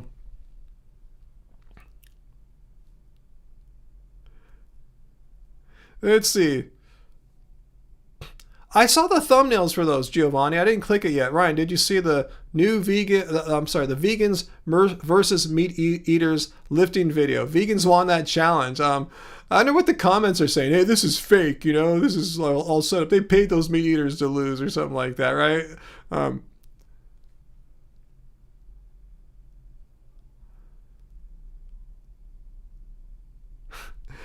I'm kind of with you too, late model. Yeah, earlier in life, yeah, I was in more dangerous situations, and I like being boring and measured now. I'm totally cool with it too.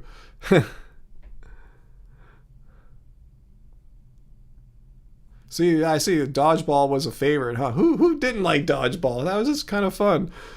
I don't know why, just something kind of fun about dodgeball. Okay, so AJ thinks the no safety measures would have discouraged us from taking risks. I guess so. Yeah.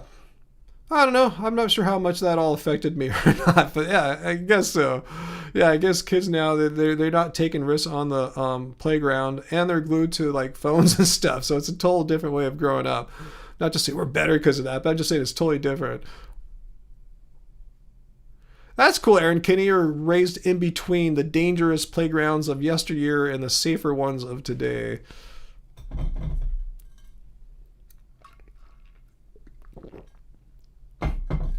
Carmichael, but Ryan, don't you want to ride some roller coasters? And I told you, I'm not really into roller coasters. I get enough adrenaline and thrill just trying to get onto the freeway and have people not run into me. I'm totally cool with that. I don't need to go on a roller coaster to get that vibe. So no, I'm cool. I'm not a roller coaster person. Yeah, maybe someday I'll go on Space Mountain or something like that. But I go on the Big Thunder Mountain train, whatever that thing's called. Runaway train. That's cool. That's just about as cool of a roller coaster I'm into.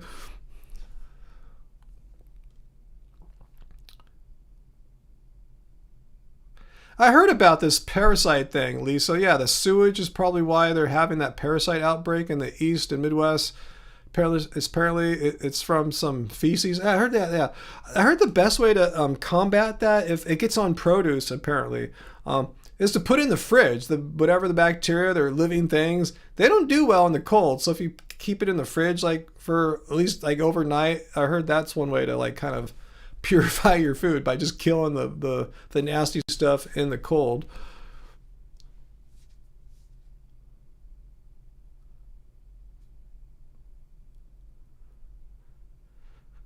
Oh yeah, gymnast. Yeah, Sierra's gymnast late model. Yeah, that looks like so much training. Yeah, like you dedicate your life to that if you want to be like a serious gymmer. Now she's a PE teacher. Disney coasters aren't bad. You're right about that. They have the Incredicoaster at Disney California Adventure, and it goes in a complete revolution.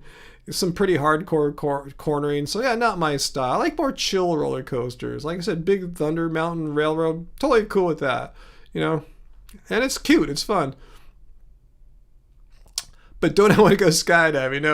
No desire to do anything where you're jumping out of an airplane. If I'm on an airplane, I want to be in it and stay in it.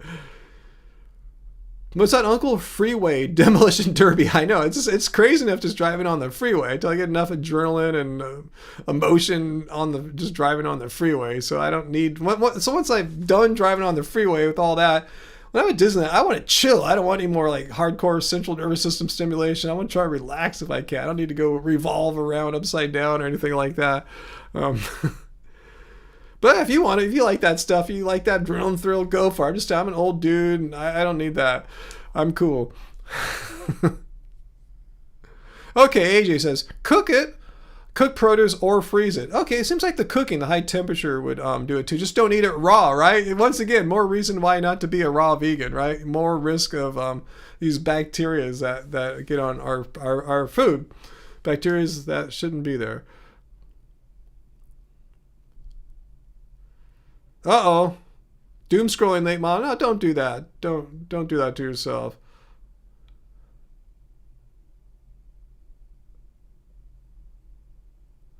Yeah, it is true, Carmichael. Yeah, being a youngster right now where everything gets posted online, it's like just crazy. I'm so glad I don't have a record of my past online. I mean, like I do, but not like my teen years or anything like that. I mean, I do have a lot from the past, decade and a half being on Happy Healthy Vegan. But what can I do? That content's already out there. I can't just like take it down or something. It's already out.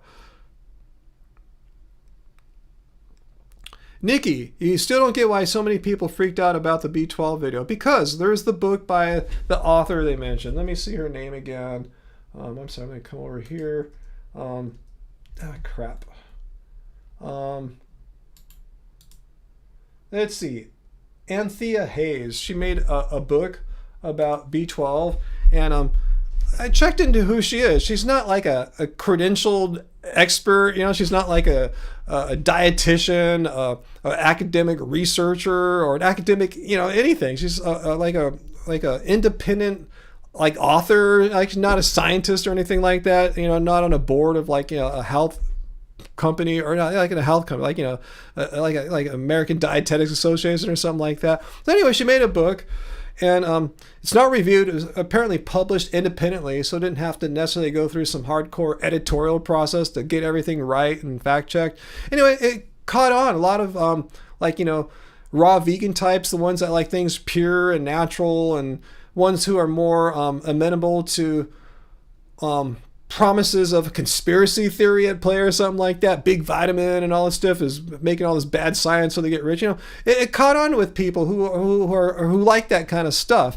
But like I said, she's not it's not a reviewed book. It's an independently published book, not published through like major publisher, not reviewed in an academic setting like that. Her writings are not scientific. Remember what I tell everyone? I say this all the time. Don't take the opinion of individual people, whether they're a doctor or a journalist like she was or whatever. Anyone could say anything. Look at organizations of health professionals. Look at the scientific consensus. I should sound like a broken record. I've been saying this forever. So I don't care if someone wrote a book. It doesn't replace or undo the systematic reviews done on like thousands of people. Doesn't review the position statements of the British Dietetics Association, American Dietetics Associations. You have one person that has an unverified book, hasn't been fact checked. Sure, it won the hearts and minds of a certain subset of people, and I get it. People get really passionate about their things. But again, don't listen to me. Don't listen to her. Listen to what the science says. Look at what the peer-reviewed evidence says. Look at what organizations of health professionals say, not the opinions of sole journalists or sole people living in the jungles. They could be wrong. And if they're wrong, they'll just disappear and hide away. Oops, that was really bad. Organizations can't do that. They can't just disappear. Imagine that the British Dietetics Association, we're going to disappear off the internet because we were so wrong on that B12 thing. So anyway, let's see. My birthday is later on in the month. It's coming up though. Let's see, Giovanni. Oh, our favorite content creator. Speaking of lone people saying a bunch of stupid shit. VD, video of her blood test. She eats bioavailable meat and supplements B12. I didn't know she supplements B12, and her B12 is only around 500 something. Interesting. I remember before I started taking B12 supplements, that's around what my B12 was. I have to look. I don't know, it was like 450 or the low 5, something like that. That was being vegan and no supplements. So with supplements, I can get it up in the, to 1,000 if I'm spraying all the time, which I'm not. I just do it like once or twice a week, and now mine's more realistic. Like I forgot, what was it last time? 600, 700, 800, something like that. So wow, that's impressive, and not in a good way. So Carmichael, Ryan, you do sound like a broken record because I listen to your response videos all day at work. Interesting. D Rabbit White, you're late again. Oh no. Well, I'm still gonna be on for a little bit more. Yeah, I always come on at the same time. Whatever time it is right now, D Rabbit White, subtract 1 hour and 40 minutes, and that's when I start.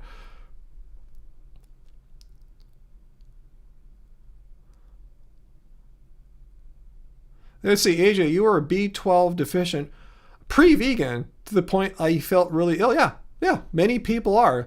That was about 39% of people in the Framingham nurses study, and they weren't vegans. They're just regular nurses, and I think in the Boston area, and 39% of them either had low or some dangerously low B12 levels, or is it dangerous to be in? I forgot. The bottom line is people who are eating a bunch of meat still had lower B12 levels than they thought they would have. That's why it's good to get it tested.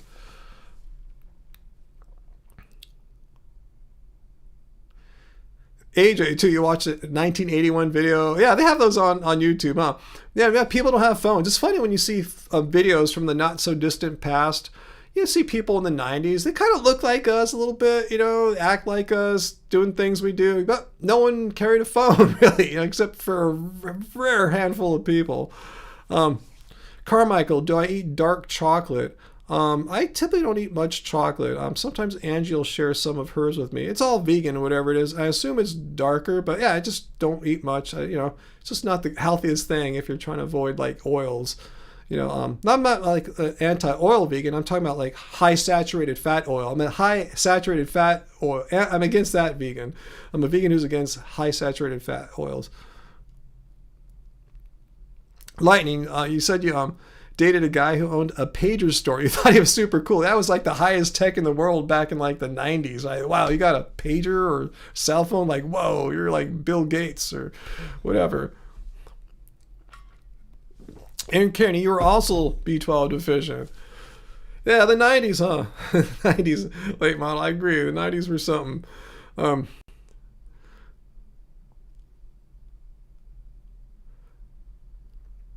Oh, Nikki, you leaving us? That's almost time. Let's see. Yeah, that the barley version of the Tuscan Kale Pilaf should be ready right about 8 o'clock for me. All right, at the top of the hour. So I'll be chilling with you guys till then. Yeah, that sounds good. We haven't bought it in a long time. Yeah, I was trying to find more bulk sources of barley.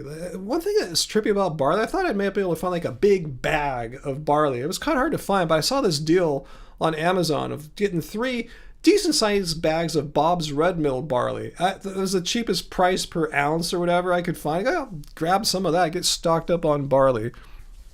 And one thing I like about barley, it's a you know, eating all plant food for the most part. Grains is good for LDL cholesterol lowering, but barley was like on the list of really good things to eat, like oatmeal. Barley's on there too. I go, okay, cool. I'll eat some more barley. Why not?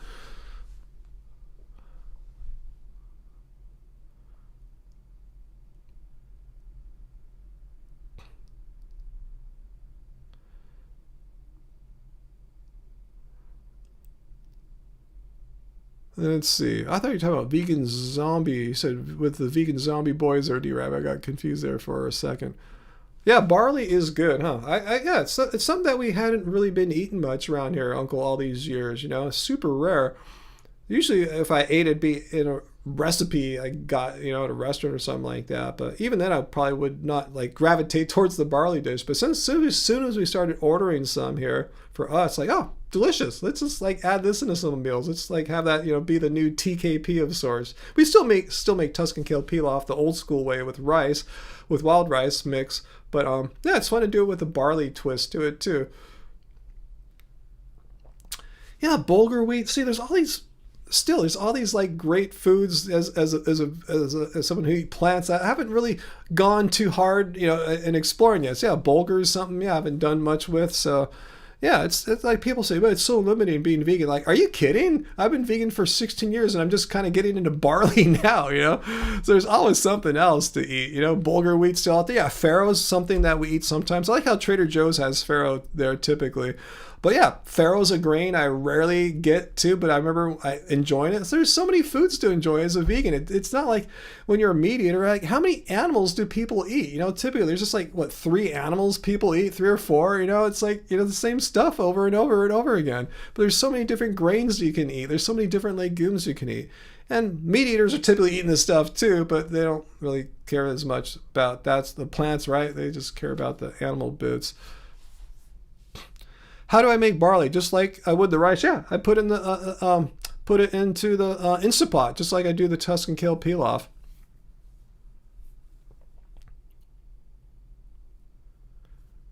Oh, what's that late model? Azure. Am I pronouncing that? Azure Standard is just a couple hours north of you. You visit when going to Hood River. What is that?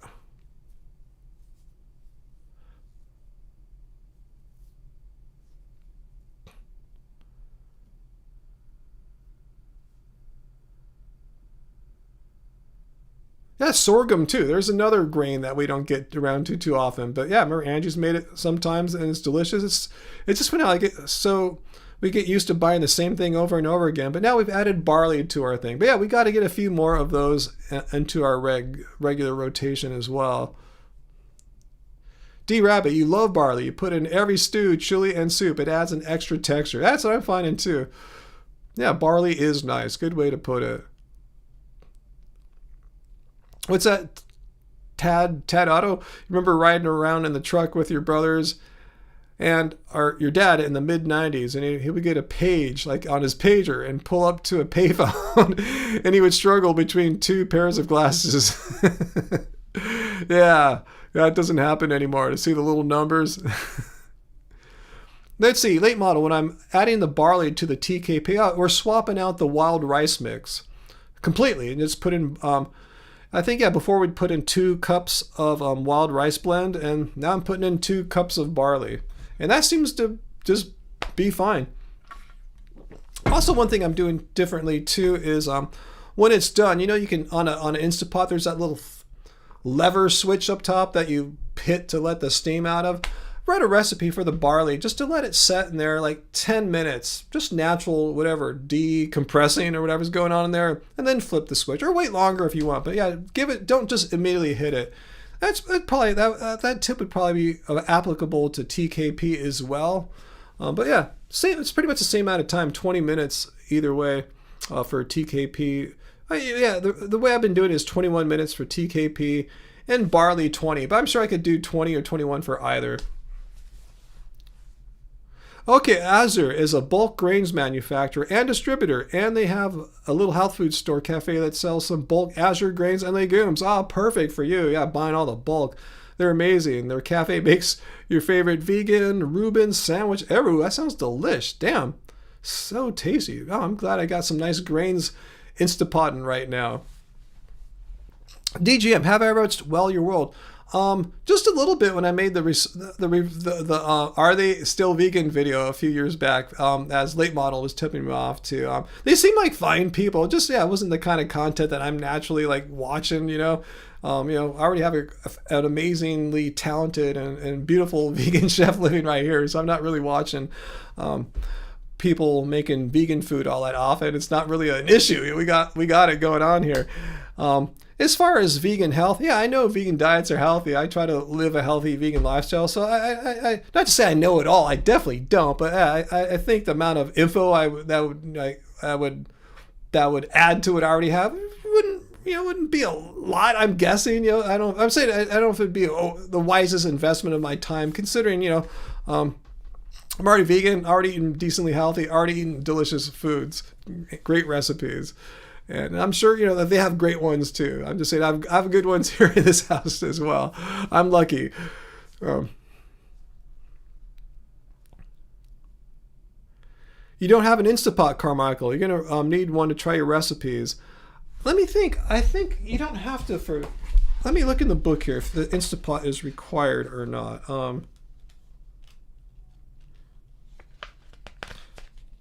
It might be for this recipe.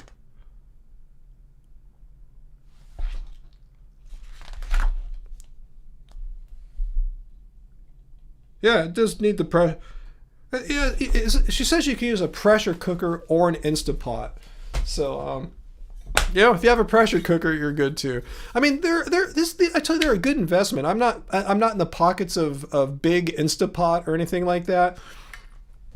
But we've had this thing for a long time, like 6-7 years maybe. I tell you, it's kind of beat up looking, but it's still getting the job done. So what I'm saying, it's a worthwhile investment. They're not terribly expensive, like say dehydrators could be or something like that. Not as useful. I mean, those aren't as useful as an Instapot. So I think it's a pretty good investment. You just can throw a bunch of stuff in a pot, set it, hit start, walk away, do things, go jogging, whatever, watch TV, whatever you want to do, watch a live stream, come back, the food's ready. It's pretty awesome. Yeah, my little rhyme there, TKP, you know me. Yeah, Instapot is a pressure cooker. Okay, thank you for clarifying that. See, I am not the most knowledgeable kitchen artist of any kind, by any stretch.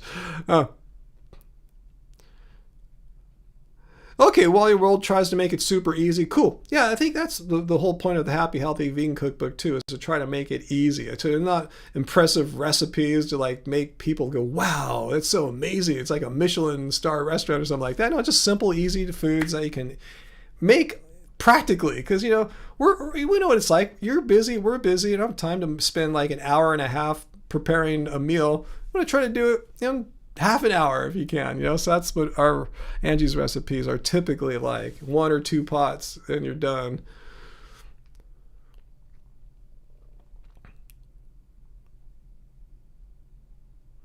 Yeah, AJ, yeah. Instapots are relatively inexpensive and they are priceless. Yeah, I'd say there's a great value. Let's see, Uncle, did my mom use a pressure cooker like yours did? With the little weight on the top that would rock back and forth?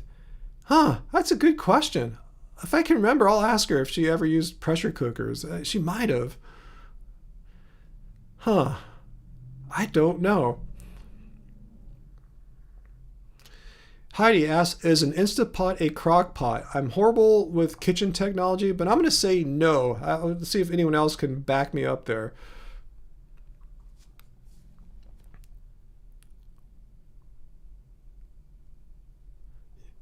Yeah, just get an Instapot. No questions asked. Again, I'm not in the pockets of Big Vitamin or Big Instapot or Big Broccoli.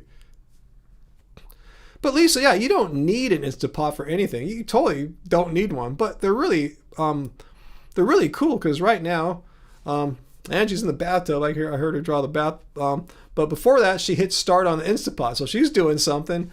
I'm doing something, and food is being made right now. So that's the payoff. That's the value of an Instapot. Throw a bunch of stuff in, hit start, walk away, accomplish things with your life, and then the food's ready. That's the beauty. That's the magic of an Instapot. And again, I'm not in the pocket of Instapot. Once you've experienced that, you'll say, oh yeah, I see what they're saying. That is kind of cool how you can get shit done and your food's getting made for you.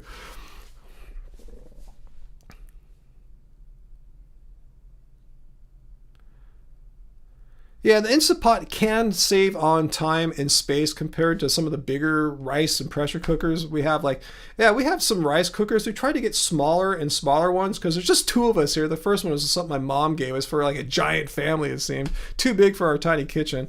So yeah, we just use the Instapot to make rice. I haven't used a proper rice cooker in a long time, ever since we got the Instapot. Hey, thank you, Country Fried Vegan, for the super chat tip. Well, good night. I can't wait to get your cookbook and try some of your recipes. I like simple. Cool. Well, get it anytime. We still have plenty of copies still. So I still have our store up and running. I might take it down at some point because the expenses keep going up. But yeah, for right now, yeah, come to our website, happyhealthyvegan.org. Order a book while we got them. And thanks for the super chat tip too. Thank you. Heidi, yeah. I can't praise Instapots enough. I mean, it takes a little learning to get used to it, like putting all the stuff in the pot. It's pretty easy though. It's it's if you like stuff getting made for you as you're accomplishing other things, it's pretty awesome. I don't know anything about Instapot. If they're, I mean, if I got mine a long time ago. I assume you can buy new Instapots, right, guys? Or maybe another company making something similar.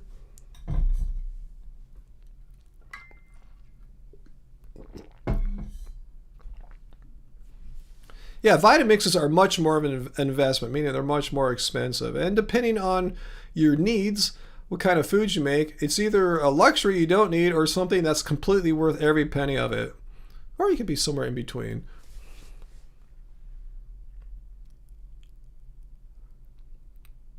Thanks for the tip. Yeah, thanks for the the super chat tip there, Carmichael. Got a tahini oat milk latte today. Were you thinking about me when you got that latte? I guess I'm the poster child now of getting a vegan latte. That's at least for Californians. But thank you.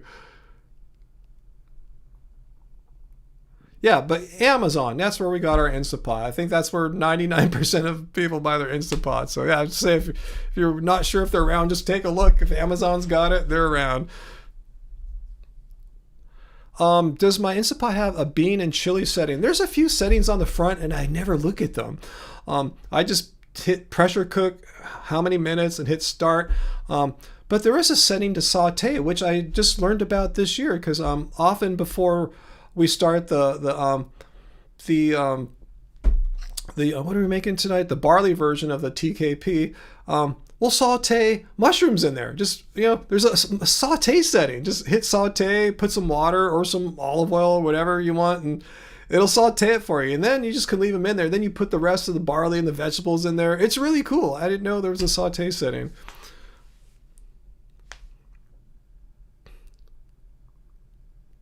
But yeah, bean and chili setting, I'll try to remember to go look at it when I go out there. Cool, you were thinking about me, Carmichael? Awesome. Let's see, Lisa, if you have a New York City size kitchen and Instant Pot is too big, sadly, well, there's different size ones. And let me think, ours is, I think, the smallest one or one of the smaller ones. But yeah, it depends. Yeah, I know, because our kitchen is very space challenged too. So I feel for you.